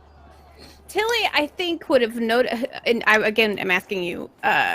Tilly would probably have noticed this is not a previous zombie. This is a fresh body, probably one that had seen in the fight go down and whatnot and re-rise. Right. So you saw Rowan cast the spell, and three of the corpses rose and did her bidding. One of them looked like it would freshly killed refugee with a broken neck. Cloak, you just murderized this thing again, right? Yeah, I think so. Basically, what I'm saying is it's essentially paralyzed. It's dead. Because Rowan commanded it not to move, not to stop, not to resist. So you basically auto crit it with your attacks, so you could easily dispatch it in 2 hits. You just kind of get up on it and slide your blade Cleanly, please. Cleanly. Like you either hack through the spine, or decapitate it, or drive your blade through the eyes. This person's potential family member freak out about this, I would like to use an item that I've had since first season that I've played on the show. Okay. And pull out the Phoenix Ember, right? And try to cast Resurrection with it, essentially. I've been holding on to it for a sweet hot minute for anybody who died around us, but I feel like if Tilly knew or understood this item and what it would do, seeing this person shriek for their family and knowing it's our fault they're now dead. Re-dead. I mean, it's definitely not your fault they're dead. It's your fault it got animated as an undead. And we don't know if they know that.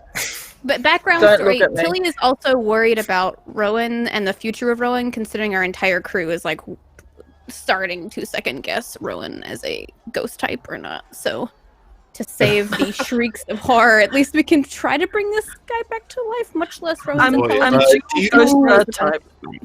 Do you happen to remember how that item works? Yes, I will read it to you. The Phoenix Ember is a wondrous item, blah, blah, blah, blah, blah. Anyways, it has 3 charges. First charge is Revivify. Second charge is Raise Dead. Third charge is Resurrection. If all 3 charges are then used, it shatters and is done for. Wow.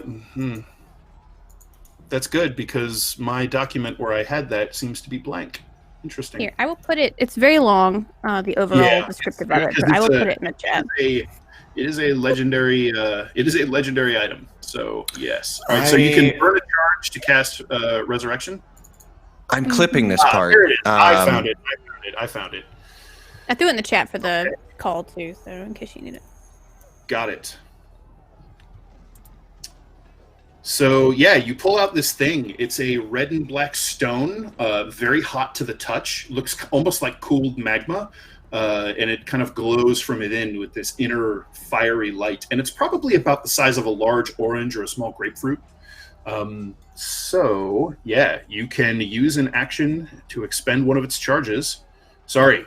All of its charges to resurrect. You are going to expend all of its charges. Okay. And keep in mind if it was under a minute, I can use Revivify from its original death, but I don't think it's been under a minute. Fortunately, it's a zombie now, so if you revivify it, it gets up as a zombie. Yeah, no thanks. Okay. I actually don't think this is going to work. That's what I was wondering. I wonder. Yeah, because I was looking at Resurrection. Yeah, I think you need true resurrection to restore a formerly undead creature to true life. I'm trying to help you, and you're bringing people back to life, and I can't even use it on them. You'll just have to save it in case one day, if I go down, you can use it on me. Riodan. Oh, anyone else. Anyone else. Not that obviously. kind of going down. We already know you do lots of that. Right. A fair point. I'm so tired of picturing Riodan in these deeds. I'm done. Yep. Stupid, sexy Riodan. Arguably, the actual spell Resurrection says it cannot be cast on an undead creature. Right. So, right. Yeah. Yeah. So What if the undead dies? Does it become just a dead creature? Is this even life? Who knows? It is type, right? Yeah, unfortunately, it is a corpse. It's not a creature anymore, but it was an undead creature, and you need true resurrection to bring it back. So you pull out the Phoenix Ember, and you reach out to it. You reach out to that blazing heat of eternal life held within it, and unfortunately, there's just nothing left in this corpse to rekindle. It is cold and dead. It's like a void where no Tilly life can slide take it back into her pocket or pouch or bag, essentially, and look back at Rowan like, I can't do anything else. You're gonna have to explain to the squealing guy now, I'm sure, or lady now. So she has scrambled up to her feet in a panic and is running up the road. Oh, fuck. Would anyone like to do anything? I would go Trissa and put my sword away and go up to the crowd or whoever she's talking to or running to. Has anyone else, like the people that are coming back? Actually, that's what I'm going to do. I'm going to go talk to the people that are also coming back and trying to help, and probably maybe saw this, and go talk to them. All right. So what are the rest of you doing while Cloak tries to go effect some sort of damage control? Tilly's taking her second wind to try to heal, but just rest a moment while she's watching people shriek and run around because it's a lot. Can I help anyone who's still around heal? Anyone else she was the closest person. Everybody else has either been helped up or has kind of gotten to their feet and is fleeing on their own. Yeah, there's nobody else nearby.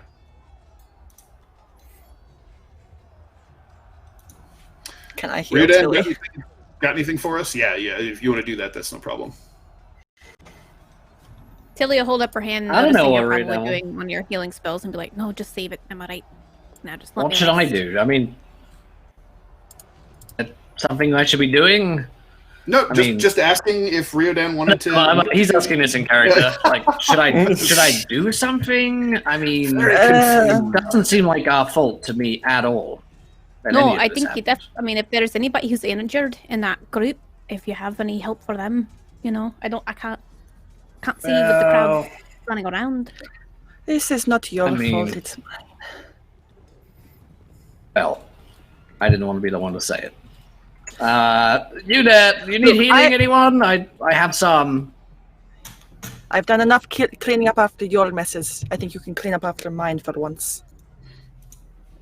Gross image, but okay, sure. Not like I say, that, you rat. Anyone need any healing? Going once? I don't think they wanted, really. Going twice? Anyone need some? As you can You see, do. that Rowan is like oozing smoke Ectoplasm, from yeah. wounds and is almost completely black and white and grey. All right. I will cast a cure wounds on you, I guess. Black and white and gray all over. Yep, cool. All right. So the young woman has kind of run past some of the other refugees, and she is screaming at the top of her lungs. They killed him. They killed Tanush. Who killed the zombies? Yes, I did. I, at this point, would be running up and be like, "No, excuse me, hold on," and have my hands up with no weapon, Okay, looking so, cute and adorable. She is running in a blind panic. The other folks who are nearby, there's an sort of an older middle-aged human who has his arm around a middle-aged human woman, and he looks looks kind of down towards you because, naturally standing over you, and he looks a little confused, looks just terrified to the marrow, and it took him some serious self-talk to run back toward that walking nightmare to try and drag people away. He looks at you and says, "Is it gone?" Yes, hold on. I want to address the screaming woman and kind of get everyone's attention. And kind of has everyone speaking very loudly, trying to get everyone to look at me. It's like, my name is Gustav. So I had to apologize. She might be a little upset. I'm an adventurer as with our fellow crew, and we came upon this attack, and her loved one, it was very sad, was turned by these undead monsters, and it was I had to put him down. He was going to start coming after, and I don't know how that magic works, but it was pretty horrifying. And his neck was broken, and he was just it was bad. And so Go ahead and make me a charisma deception check. Are you good at those? That is a 14. Take my advantage. I got inspiration the other week. You can use it. Yeah, you can burn it to give him inspiration. Sure. Yes, I'm doing that. That will be a 18. All right. So Are you still blessed? That doesn't work on ability skill checks. Yep. Oh, that's just saved. That's right. And at this point, the bless is worn off. Right. So he listens as you tell the story, and his face is stricken. But since the battle has clearly died away, he is starting to calm down, and he nods solemnly and he says, "I understand. It is a terrible thing, but this is a tide of blood that has swept over our people, and I wish I could say that this is something I haven't seen before. Thank you, Gustav. Thank you, and your companions for saving those of us who could. We tried our hardest, but just make sure you let her know that it wasn't. There was nothing we could do. So I'm sorry that she had to see that. It's not easy. I understand. He nods and says, "We have seen much. I will speak to her." Okay. But if are you heading to the Black Fortress? We are. Yes. We actually just pulled up behind you guys. Perhaps we could travel together. There would be greater safety with mighty warriors and adventurers such as yourselves. If you would. Let me permit go. us. Let me go talk to her. I mean, we got to move together now, anyways, because we're behind you, and we just got to make sure everything's good. Let me go tell Please, them. we have food. We can offer you a meal for the evening. We don't have much to offer in way of thanks for our lives. Perhaps there is some coin we could scrape together as gratitude for your heroic deeds. Let me go talk to everyone and see what they would like to do, and then because I can't speak on their behalf, obviously. But thank you for talking to the young woman who's not having a good day. And I will go talk to them. Is it safe for us to retrieve our possessions? Oh yeah, we chased off any of them that were big bads, and then the smaller, lesser pawns we dispatched already, so it's safe to go back. So he nods and takes the last of the stragglers, and you can see the people who had fled and scattered are starting to drift back, and he calls out to them and starts gathering everyone together. You can see that they've lit a few lanterns, a couple of lit torches. They're starting to gather up light and recover their wits. You can run back and talk to your pals. Yeah, at that point, he's like, Cloak is like waving and smiling. Oh, yeah, like everything's good. And as soon as he turns around, he's like very angry and marching back right directly to Rowan. All right. Tilly breaks out the tea. Don't look at me. At this point, he marches up to Rowan, and he's like, "Rowan, we had this conversation. The last fight we got into, you can't run in there. That's crazy. I mean, the shield did help. I'll go with that. But I mean, like, we got to use tactics, especially if they're using bows. And like, they had some. I did not realize they were using bows and crossbows for a start. I did not think that any of them were Goths. Maybe just assume everyone was doing it. Just and in case. They did all look like normal-ass zombies to begin with. But, regardless, we survived. That's great. Don't fucking cast that spell around normal people. I've never cast that one before. I thought I'm it sorry, was desperate. It's not desperate. It's still... If anyone caught wind of that and where we're going, fucking executed. It's not...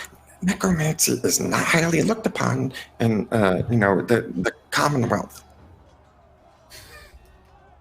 I'm all for, if we're in a fight and it's us and, we're in the wilderness, you cast that spell. If you do that, like, in a town, or if you do that, like, here, I think they don't really know. And I was able to play it off, but holy fuck, that's dangerous as shit. Especially if we're gonna go find the holy people that were chasing us, the Dawnbringers, whatever their name was. I know. I only cast it because I thought that it was... Tilly's under her breath and Right, I mean, it did save her arse a little bit. That's all I'm saying. I mean, I didn't notice. I was too busy killing the rest of them. Cloak. You're welcome. So, I mean, like, look, the dire situations, that wasn't so dire, but also one that's not going to get us, exiled or hunted down because we protect someone who casts necromancy. If you I feel didn't like notice, the people I who did also see. If you I let me also say, healed. Sorry, Tilly. it's okay. I just feel like the people who weren't running completely to the woods and not looking, the ones who did stay and did look, probably saw that we completely saved the caravan. So I don't know if they will be frightful tales or heroic tales about us as our disguised selves and not even our real identities. Yes, and that's the other thing. We're going to be traveling with them because they want that safety because we just annihilated a whole army of undead in front of them. So, hopefully... Do they have ale? Because I'll stick with them if they've got a beer too. I definitely... They said they'd give us food. Great, I'm in. Let's go. Okay. All right. So about this time, a contingent of the refugees have made their way over to the abandoned wagons and handcarts, and where people dropped packs and bundles and all of that stuff. It's mostly the older and more able-bodied among them. So men and women who look like, if trouble were to break out, they would probably have the best chance of not. Yeah, it would really be bad. But the older, the younger, the injured, they were kind of left together to not come back to this area. So as they're making their way through and gathering things up, you can hear the cries and sobs and wails beginning as they look and see the corpses of people they knew and loved, just sort of scattered in the dust. As I see them doing this, I look at everyone and I say, My name is Gustav. You guys got to come up with names, and that's yes. Millie. Okay, Wait. good enough.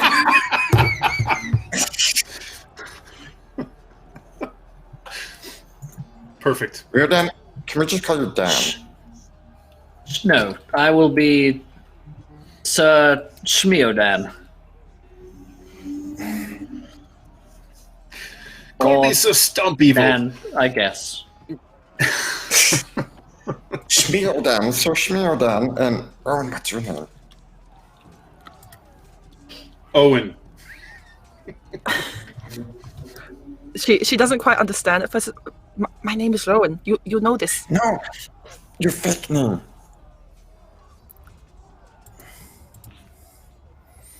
Just call me Bird. I don't care. Birdie, okay. And This is going to get whatever. confusing real fast. Just call me Crow. Oh, okay. Sure. Okay, we're gonna go with them. I'm gonna help them load stuff up. I think our disguises are holding up. Land is. what Some about of Tilly's land? makeup is running because of sweat and blood and, rotten brains that are squirted on there and starting to make the pigments run. She is a fright, but probably not super recognizable as Tilly. Landis did a good job disguising all of her more prominent things. Oh, one thing you probably did was use something like pigment or clay, something like that, to kind of obscure the raven emblem on your shield. Okay. Has that been jarled at all with the fighting? Oh and yeah, fighting of- yeah. Okay. Yeah. So there's clearly metal showing through from underneath it, but it looks like a battle scarred shield. It's kind of cool. Okay. Right. So they all. So the first thing that they do is they start moving all of the stuff from one of their wagons to the other. There were two smallish wagons, and they start gathering up the bodies. And amidst taking some just a few moments to grieve, they start rolling them up in cloaks and blankets and bringing them to the cart. how long would this take? Oh, this will take a little while. I'd say for them to really police up all of their missing things, tend to their dead, and then be ready to get moving again, easily 10, 15 minutes. I was thinking more of an hour. Okay. Oh, they're not. No, I mean, they're just, they're just moving things between carts and stuff. But Tilly will if we lead help Rowan. them, would it go faster? a little bit, sure. Is there a prayer for something like this that you can comfort them with? You know. I had thought of performing a funeral rite on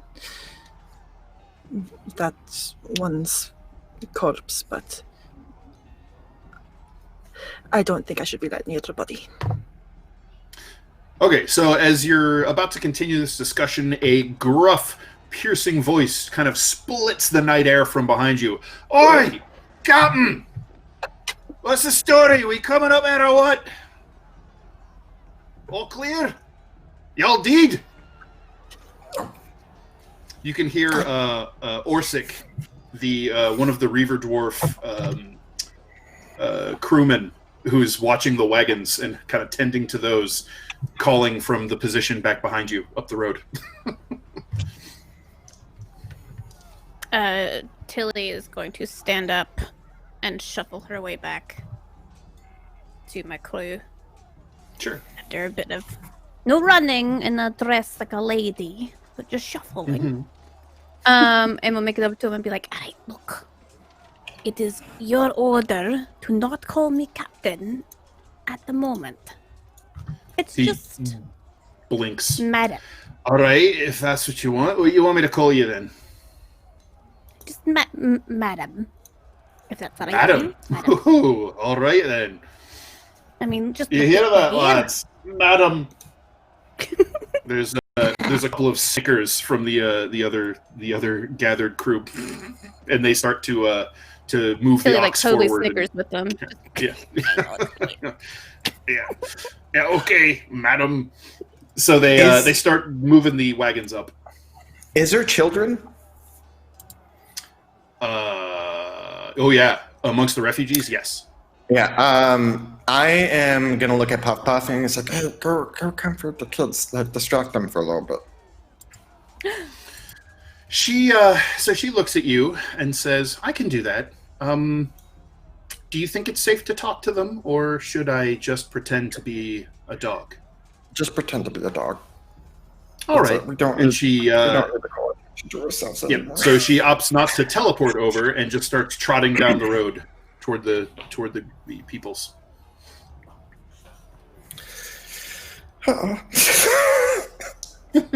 Baby. I love that. Wait a minute. Tilly- Did you take Bear? That's what I was gonna ask. The plan for this offloading / disguising was previous to when I was back. So Right. So my assumption would be you weren't going to take Bear because kind of distinctive draws a lot of attention, but you could if you want. Oh, we haven't had a lot of time with Bear. Tilly would be very distraught. Leslie is very distraught. You could bring Bear, no problem. I mean, Bear could pull the card, honestly. Yeah, Yeah, I Bear could think be bring pulling one of the Bear, cards. but not utilizing Bear's mount, essentially. Just kind of almost as if it's just, Okay. they're just like a work bear, you know?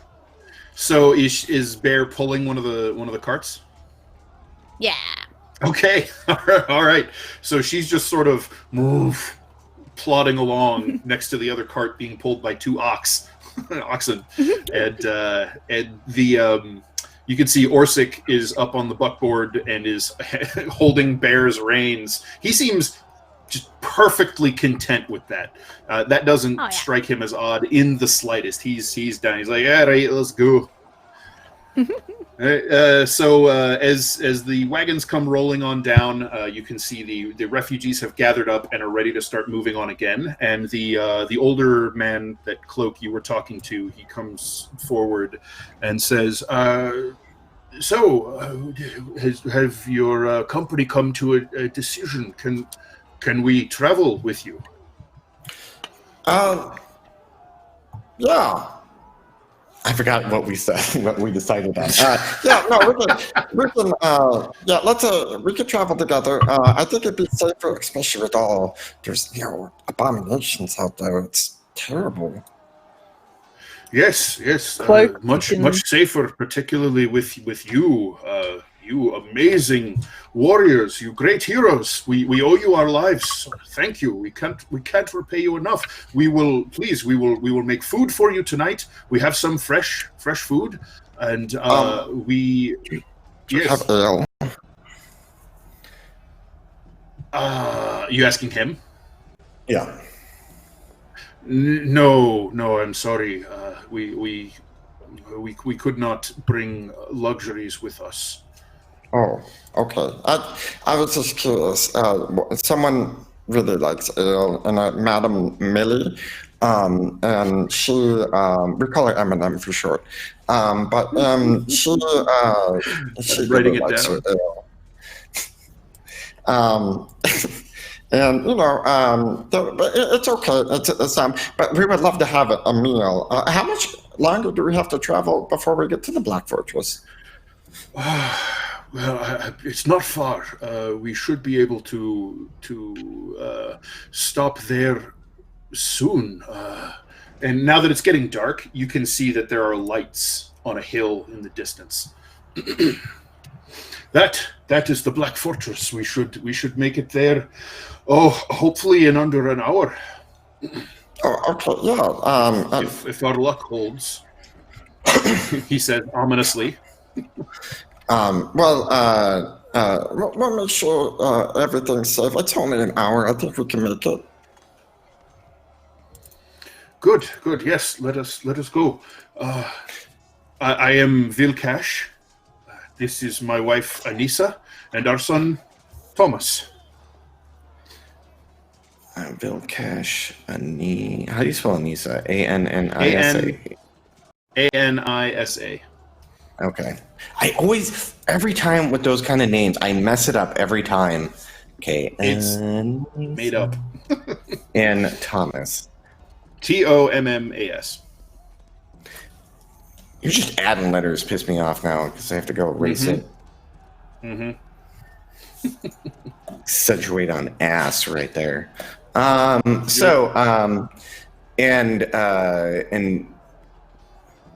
Puff-Puff's playing with all the children and distracting them. You can hear squeals of laughter as Puff-Puff, you look up and she's sort of laying on her back in the dust, getting belly rubs, and her foot is just kicking in a wide circle, and her tail is brushing a clean spot in the path.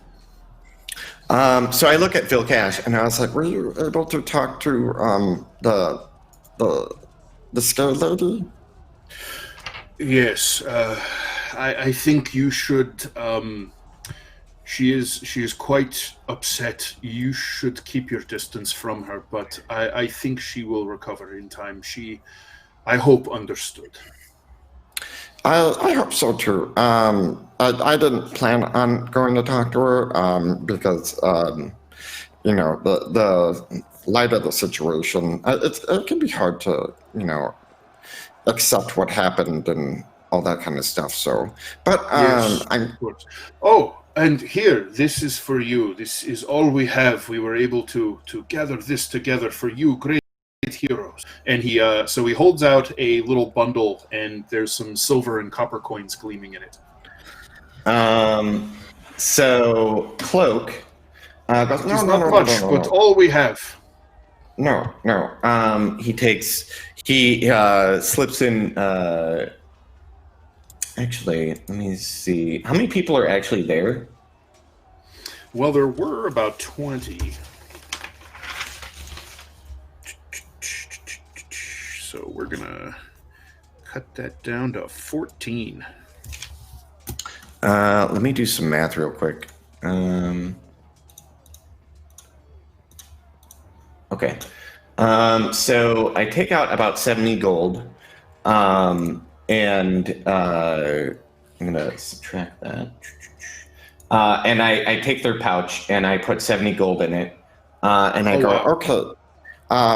Here, no, keep your money. That's fine. Give everyone 5 gold. I mean, to account for their losses and stuff like that. He is like gaping and trying to talk and just not able to find sound other than as he watches you dump more money than he's probably seen in half of his life combined into the pouch. I understand that you guys are refugees, and I want to thank you for talking to the scared lady for me. So, And then I put out my hand to shake it. Yeah, he takes your hand and as we let go, he has a platinum in his palm. Oh, good Lord. He just, you could see his eyes welling up, and he's just staring at the gleaming coin in his palm, and just kind of stares after you. Yeah, no, it's fine. Yeah, I mean, you guys need a fresh start, so hopefully that helps. So let's pause a moment, Loke, and talk to me about why Cloak was just being so generous.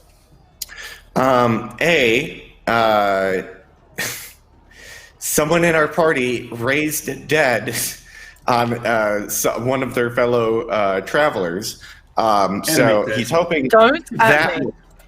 I'm not, I got a bird's eye view of the situation. So, it's kind of also the fact of like, he has also been in kind of that situation where he's like kind of lost everything and had to start over again. So he understands where they're coming from. And in taking their money, especially like it wasn't a lot of money, and like it wasn't like they hired us to do this job. If it was like we were hired to do this job, yeah, that's a different situation. But this is like actually we came upon the situation and probably avoided horrible deaths for all of them, being ripped apart by undead and all that kind of stuff. So they all have families. Their like children are there. So that's where Cloak's really coming into. Is like these are all families. These aren't business people and that kind of stuff. And that's why he's really kind of helping out. Okay. So would you say that the primary reason was buying insurance / buying silence? No, because Cloak is fairly sure no one knew what happened. Okay. It's kind of a byproduct, but it's mainly the situation with the families. But that's kind of mindset is. Cool. Got it. Thank you. What is Cloak's alignment, out of curiosity? Lawful neutral. Lawful neutral. Okay. Sounds good. Thank you. All right. So you all take to the road, and it is thankfully a mostly uneventful journey. Vilkash and several of the other refugees will actually kind of mingle closer and make some conversation if any of you are amenable to that. They don't really have anything interesting to say. They're mostly just kind of in awe of actually hanging out with adventurers and people who can call down powerful magic and can face the undead unflinchingly. That is astounding to them. The young woman Cloak basically just keeps herself as far from most of you for the rest of you as possible. So she's kind of up at the front, off to the side, and is just kind of like folded into herself a little bit. You can see the lights of the Black Fortress growing brighter, and as you get closer, the trees clear out, and you can see fires dotting the hills surrounding the fortress itself, the walls of the fort. So some of that you're pretty sure is settlement, village support that supplies food and other things for the fortress itself, but that is way too many campfires. That's like, it looks almost like an army is encamped outside of the fortress.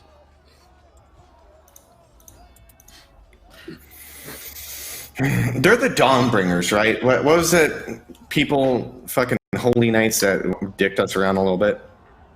Oh, no, Knights of the Holy Dawn? The Knights of the Undying Sun. Knights of the Undying Sun. Yeah, okay. Yep. Can Rowan please be traveling inside the caravan, Sure, if possible? Well, like in one of the wagons. They're not covered or anything. Yeah.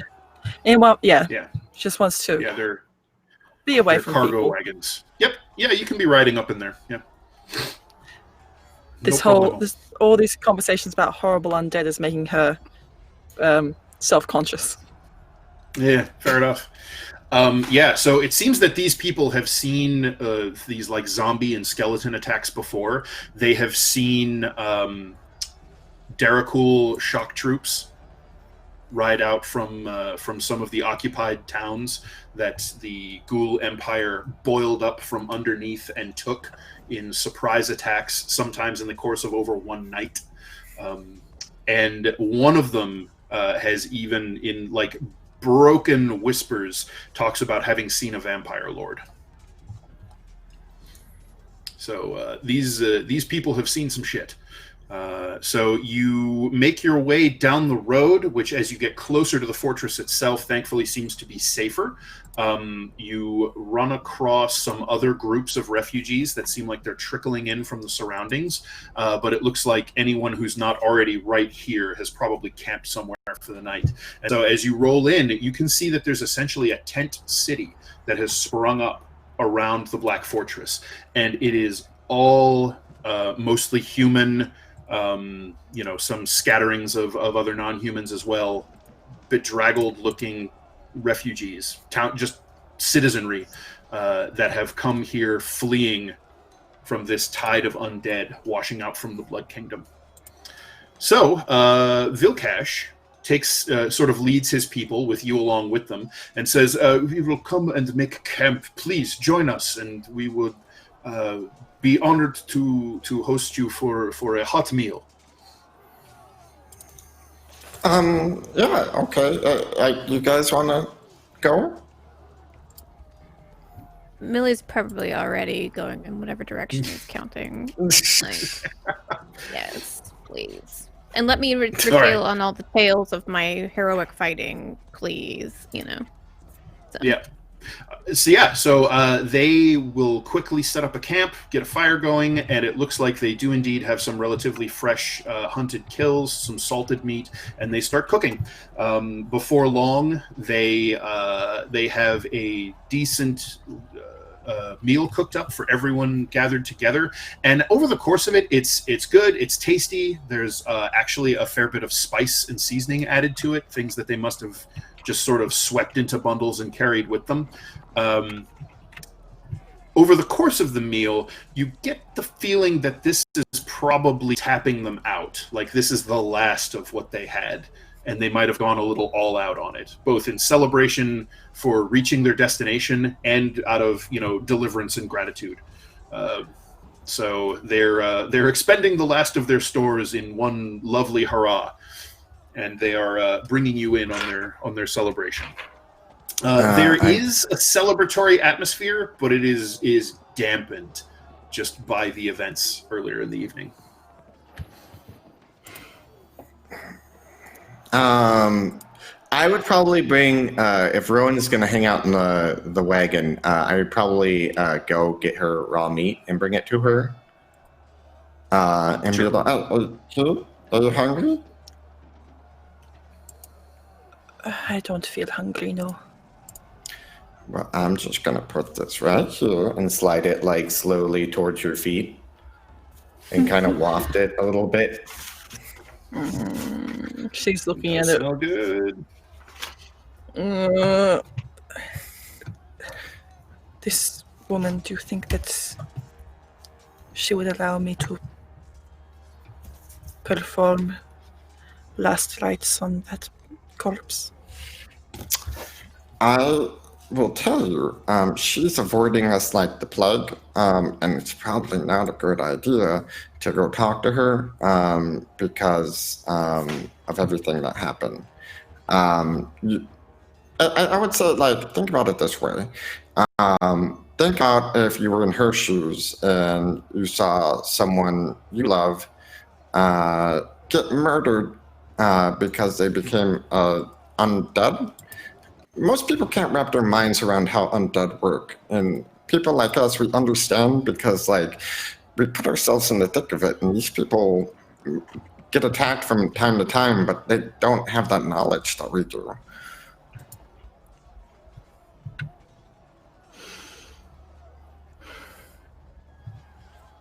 You've surely done horrible things before. Knowing you, how have you dealt with it? Well, why did I do horrible things? That's the question. Was it to help others? Or protect people? Was it for selfish reasons? Does it matter if it's still a horrible thing?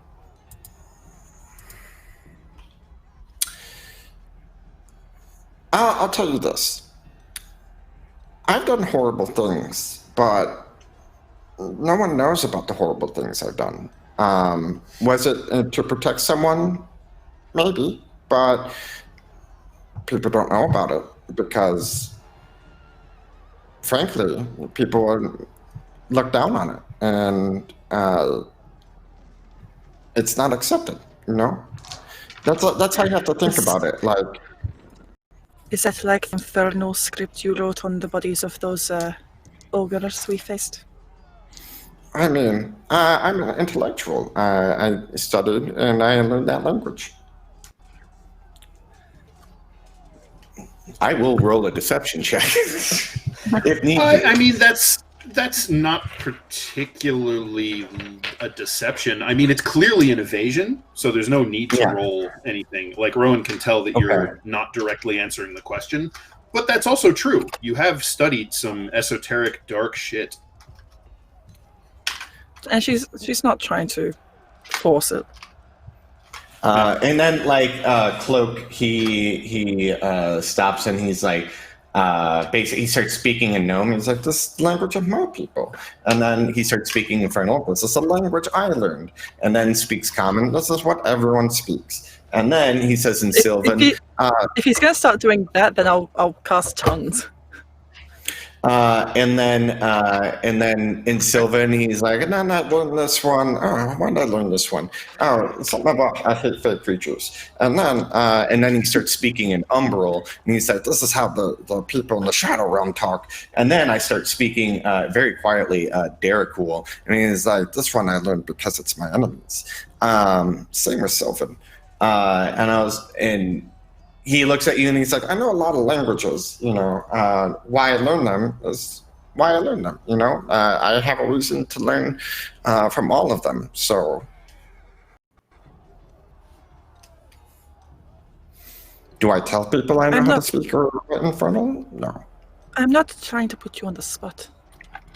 No, I don't feel like you are. I just know that sometimes when you have to do horrible things, you shouldn't really let people know about you're going to do horrible things, or let the populace know what you're doing, because more times than none, they're not going to react nicely to it. And I mean, you got enough on your plate. How long did it take you to convince the crew to like you? I'm not sure they do entirely still, and this is not going to help. No, I don't know who saw what or if they understood what they saw, but well, I mean, I'm sure that Wotan in all his glory saw what I did, and that's the only judgment that really matters, I suppose. I guess, but you know, coming from someone who would like not to be ostracized for, you know, that sort of thing, I would just be careful on who you cast it around. It's like some magic you can get away with it. I should never have cast it in the first place. I'm not sure why I did. Why I thought that would help. Necromancy is necromancy. It's creating something in hatred of life, which is I should never have. Yeah, I mean, you have your own personal experience with that, you know, in a very hushed tone. But really, sometimes when you're on the battlefield, you don't have time to think. Things just happen. And I'm not gonna say, "Hey, it's a new spell. You cast it. You thought you were doing good, but you have to be careful." I mean, like that's what like everything we do. That would be the same kind of thing I told to Glass once, wouldn't it? Yes. So you should heed your own advice. I should. Because, I mean, if you want an example of magic that you shouldn't really be toiling with, I don't know where Glass is. He could be in a void, he could be in the Deadlands, he could be anywhere. I don't know. But that's something we got to be aware of. Would you even want to know where he is? Yes. Would you like me to see? Yes.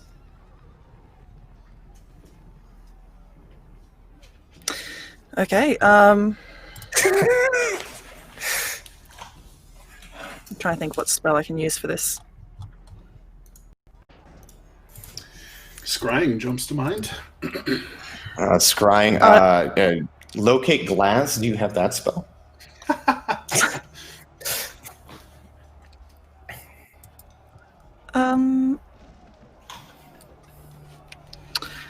Scrying's not a ritual, is it?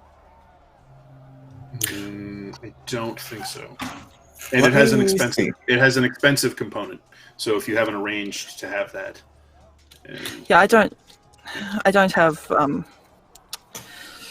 any 5th level spell slots left, but oh, well. That puts a damper on it. I might be able to see if there's another divination spell, or at least, or worst comes to worst, I can roll the bones. Yeah, scrying is not a ritual. You could try to commune. That's a ritual. I will commune, I think. Okay. She's gonna drag Cloak fully into the wagon, just so they're out of the way a bit. Sure. So basically, you have a little like cubby made for yourself amongst the crates of supplies that y'all are carrying in your wagons. Nice and cozy. You want to know where Glass is? What else would you like me to ask? Is he okay? Is he not corrupted?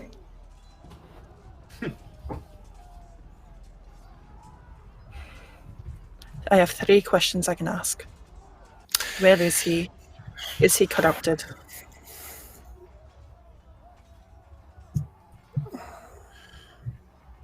Are we able to save him?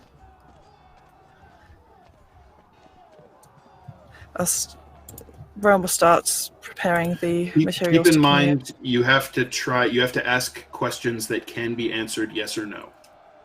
Yes. Yeah. So where is he is not the sort of question you can ask. Is he safe? Is one to ask. Mm-hmm. Can we save him is a good one. Is he... Do we know about the void, the abyssal void? I mean, you know mostly what you'd researched with Glaz or from him, so... Ask if Glaz is in the void. So not really. You know of it as a basic sort of concept, but you don't really know much about it. Mostly what you know is that void magic tends to be corruptive and powerful, but dangerous. Okay, is Glaz on this plane of existence? Okay. So I will light the incense and breathe it in and start asking questions. So the first one was,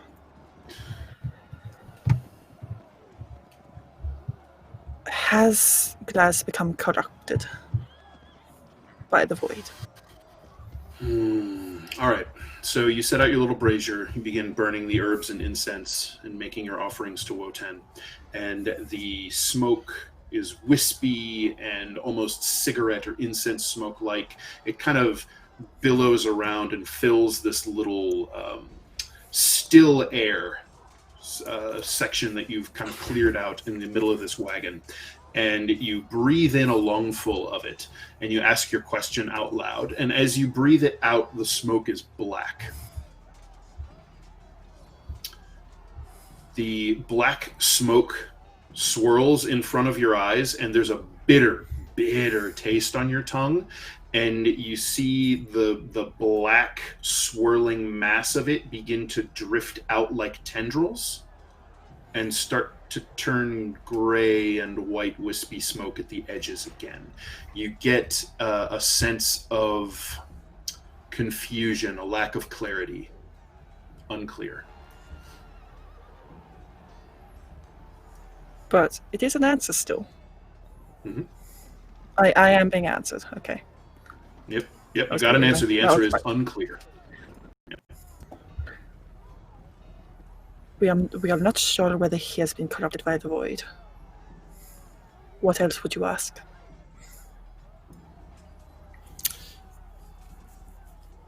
Is he safe? Okay.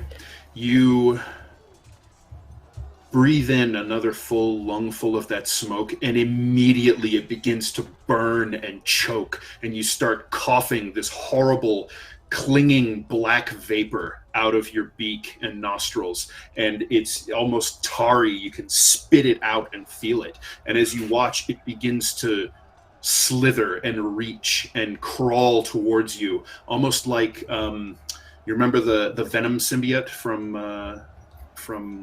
Spider-Man 3, how it moves almost like these magnetic slime tendrils. It starts crawling towards you, Rowan and Cloak, and you like kind of panic and beat it back, and as you smack it, it poofs into smoke again. No.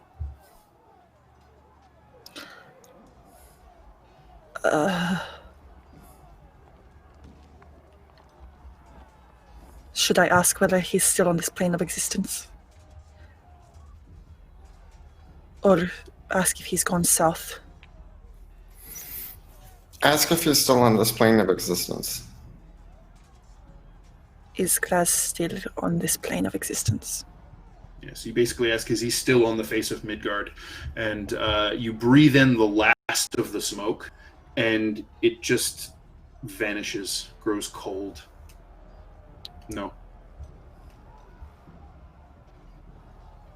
And the spell ends.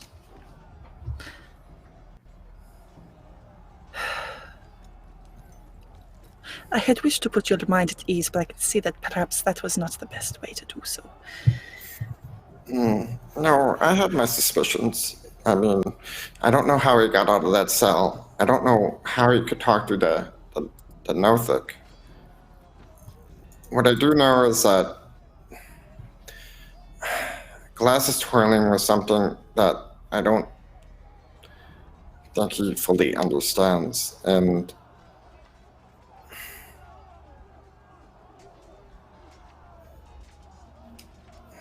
I had to put in my mind that it might be too late to save him. I don't But know I have that we to try. can save him. I don't know either. Perhaps But only can't- he can save himself.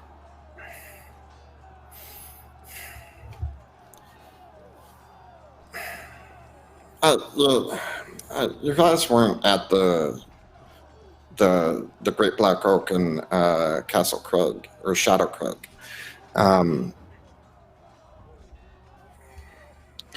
I know that one of your companions perished. Yeah, but you didn't see the people and what happened to them when they only toyed with the void. That rhymed. I'm silly.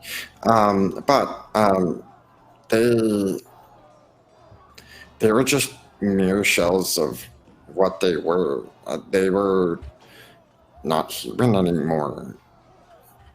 And this is only them having the tablets and practicing that magic. If Glaz is where that tablet's from, and I don't fully know. Glaz was always more powerful, and his mind was open to receiving knowledge. That's the problem. I think the knowledge that he would receive would turn him into something he wasn't anymore. What would you like to do?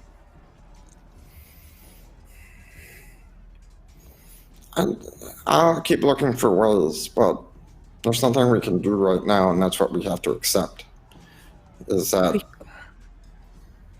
as things come along and we see an opportunity, I'm going to take it. But right now, there isn't much we can do. We could go to Holder's tree, as we were saying we should. We can, and maybe we'll find some answers, but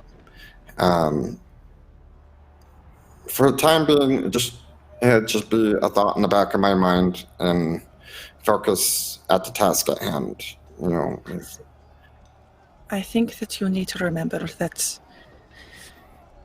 as much as we worry for him, Glaz still left to protect, not us, but to protect you, his friend.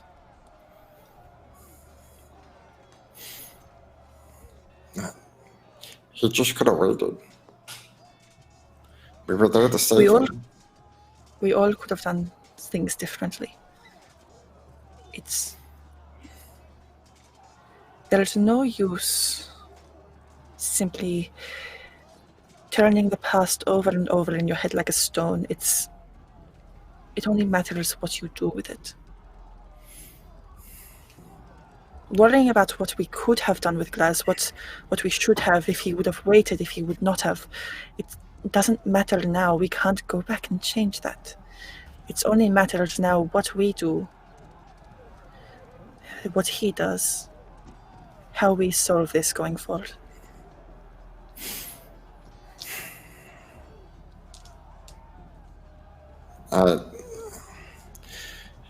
I like that you have faith in Glaz, and I would love to have that same kind of faith, but that corruption is... I don't have faith in him. But I have faith in you that you'll find the way.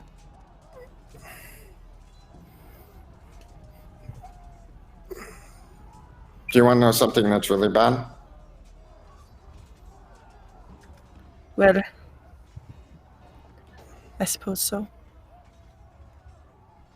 If we do find Glaz and he is consumed, I won't hesitate to kill him. I don't think that's bad, because if he is something more or something, if he is no longer, then it won't be you. You won't be putting him down. You will be helping him, freeing him. I hope that's what it'd be, but I would hope that should anything happen to any of us, that you would do the same for us, as I would do the same for you. Landis. What? Damn. Landis has his own problems. On that note, as the conversation is winding down, Rowan, would you please make me a Constitution saving throw with advantage? Okay.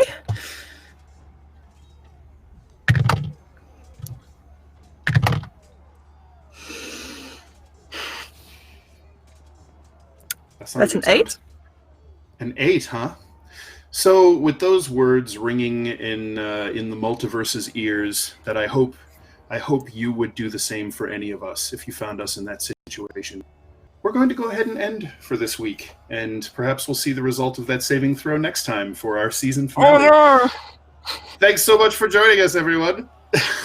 At this point, I point out that I only have 3 hit points left. Ooh, well, you're about to take a long rest. That'll be fine.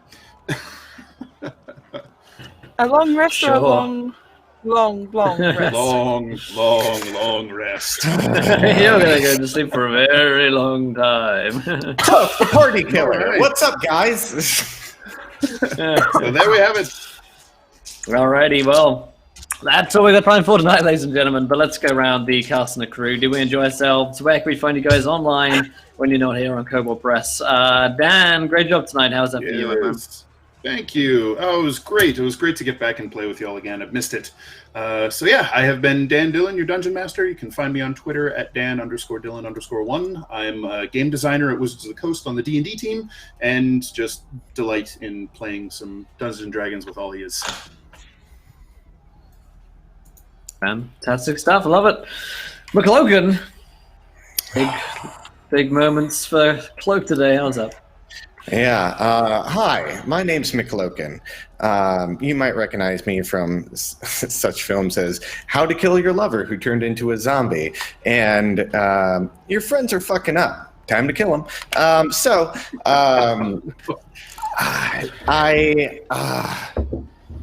if you haven't fucked up before. I didn't get caught.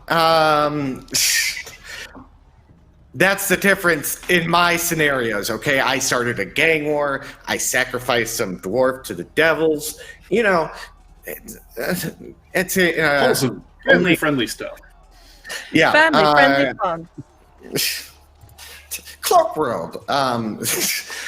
So tonight, yeah, that was a lot of heavy shit going on tonight, and I think it's really that heavy kind of glass like conversation that Cloak had with himself probably day one when he disappeared and had been lulling over like the different things that can happen because he'd be paranoid Glaz would come back as a super void wizard to kill him, and had that thought, and just, you know, kind of having what is going on with Glaz, even though he got kind of like the first one, it was unclear.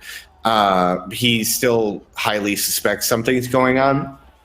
He doesn't know, but he's preparing for the worst. And there's a lot of heavy shit going on right there.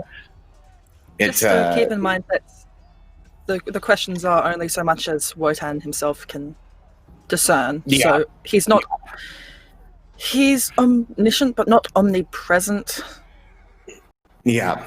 And Glaz is the final boss confirmed. But still, it's really fucked. It is really fucked. Welcome to Midgard. And I would like to say I had so much joy watching Tilly just have haste on her, and she was just like just fucking going crazy and murdering everything. And I think I made a monster. You're gonna hold her back. Yeah, I just had I had the Sonic Green Hills music stuck in my head the entire time when Tilly was zooming. Yeah, I texted Birdie, and I was like, when you watch the episode, because she couldn't listen in because she's working. So when you watch the episode, I made Tilly a monster. Like, oh my God. I'm sorry, Dan. And I'm sorry, party. I have made an imbalance that we all have to deal with now. I'm here for it. It's all good. It's okay. I made some undead. We're all even You now. didn't make her smarter, so very easily fucked up. I made her super dwarf Tilly, DBZ reference. That's the best I could do.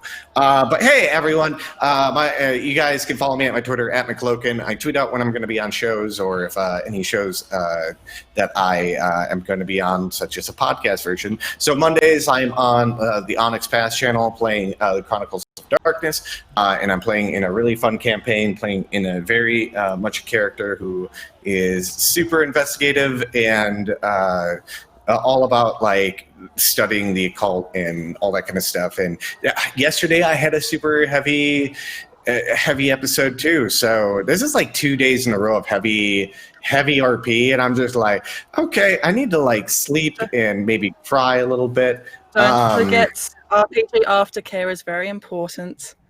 Yes, it's very important. Make sure you do a nice activity to wind down, so you don't get character bleed. I'll just be on my couch drinking alone, like, and then that's a good way to deal with things. And I'm on the show Tuesdays, obviously, since you're here watching, or if you're listening to the podcast version, Kobold Press, twitch.tv/Kobold Press, 7 p.m. Central to 10 p.m. Same with the Monday show. And Mondays, the first episode was released, but I'm on a podcast called Dark Fortunes that takes place in the Deck of Many's Humblewood setting. And I've recorded my character intro episode. We had Rory's, who plays Silence. That's the one that came out Monday. You guys can go find wherever you can find podcasts, such as iTunes or any of the Google podcast ones, or Don't Split the Podcast Network, or anchor.fm/Dark Fortunes. And so I recommend going give the first episode a listen to. It was pretty fantastic. I listened to it myself, and it's going to be a crazy adventure. And Mike and V's episodes are up next, and mine's coming last. So I get to listen to theirs before mine comes out, and seeing where they are in all the kerfuffle that's going on, and I'm excited. And everyone on that show is fantastic. Guys, go check it out. I've been talking for a long time. That's me. Hello, Moth. Hello, it's me, your friendly neighborhood Moth. I do stuff, art and cosplay and RPGs. I've got some RPG shows coming up. We have had to postpone some of them, but we have, such as with Scrolls Foretold, my 5th edition Elder Scrolls campaign, we have recast. So we have 2 of the original players, 2 new players. It's going to be an all-Australian cast, which is very exciting. So that will make things easier with time zones. Also, Clueless in the Cage is my Planescape game, which will be coming back sometime. Schedules are hard. Also, hopefully, going to be playing in an Acquisitions Inc. Campaign sometime coming up soon. And I'm getting back to playing a Tiefling, so I'm back on my bullshit, boys. Yeah. Question: can I play yes. Maik the Liar in your Elder Scrolls campaign for like? I mean, one of my players, No Fun Brown from Split the Party, is playing a pre-existing character. We haven't actually revealed it officially yet, but he is playing Crassius Curio from the Elder Scrolls universe. Oh. So if you've played Morrowind, you'll know, or if you've read that infamous in-game text, you know the one. You'll also know who he is. So I am Maik the Liar. I always tell the truth. I love Maik because he's the only one that recurs like through all the games, I think. 3 of the mainline ones and ESO. Yes. Yeah. Alrighty. Okay. Yep. I'm gonna pass over to Tilly. Yeah. That way. Simply. Excuse me, Madame Millie. How are you? Hi, I am simply Jackson _ here on Twitch, but no _ on Twitter. Artist and variety broadcaster on a couple of D&D shows.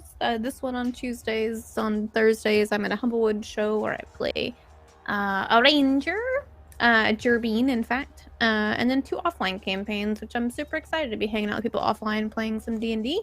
But if you want to check me out, come by. I'm testing out a night schedule. I'm live almost every night but Friday at 5 p.m. other than the D&D nights. It's confusing. Just if I'm live, I'm live. If I'm not, I'm not. Just figure it out. Deal with it. I did post some art on Twitter. I've been doodling. I've been playing because my brain is ADD'd out. So if you want to check that out, check out Twitter. But I will catch you guys next time. This is Dab Central in this show. That's what we're doing. I can only dab this way because I don't have room to dab this way because I bump into the rest of my desk. Also, I just It's a want to sad say, life. being speed rampant Tilly is super fun. Also, bless this. I'm using a website, a very popular website to use for rolling, and bless that site, man. Never leaving it, because Bless this mess. God, the rolls tonight, And, I was oh just boy, like, is it a mess? Your dice were on Dan, top. Dan, Yes. I'm I'm so sending you glad a Chris dice is in jail. there. Okay, I'm going to make you Oh, a yeah. dice jail and send it to you. fair enough. Thank you. Well, on that bombshell, go follow Kobold Press here on Twitter. Go follow us here on Twitch if you haven't yet. You can go follow us on YouTube. Easy. Time Wherever Beats, there's a 2 place. Kickstarter is still going Yep, for a Time little bit Beats. longer. Yep. Yeah. Well, how long we got left on that? Couple of days, couple of weeks. I don't know. Not Another long, week or two. but there is Not still long, about a time. week.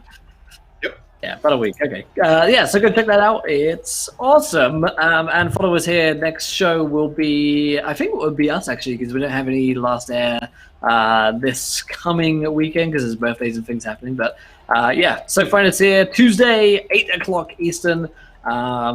Yeah, that's it from us. We're back next week. Nothing bad will happen, right? Everything will be Bye, fine. everybody.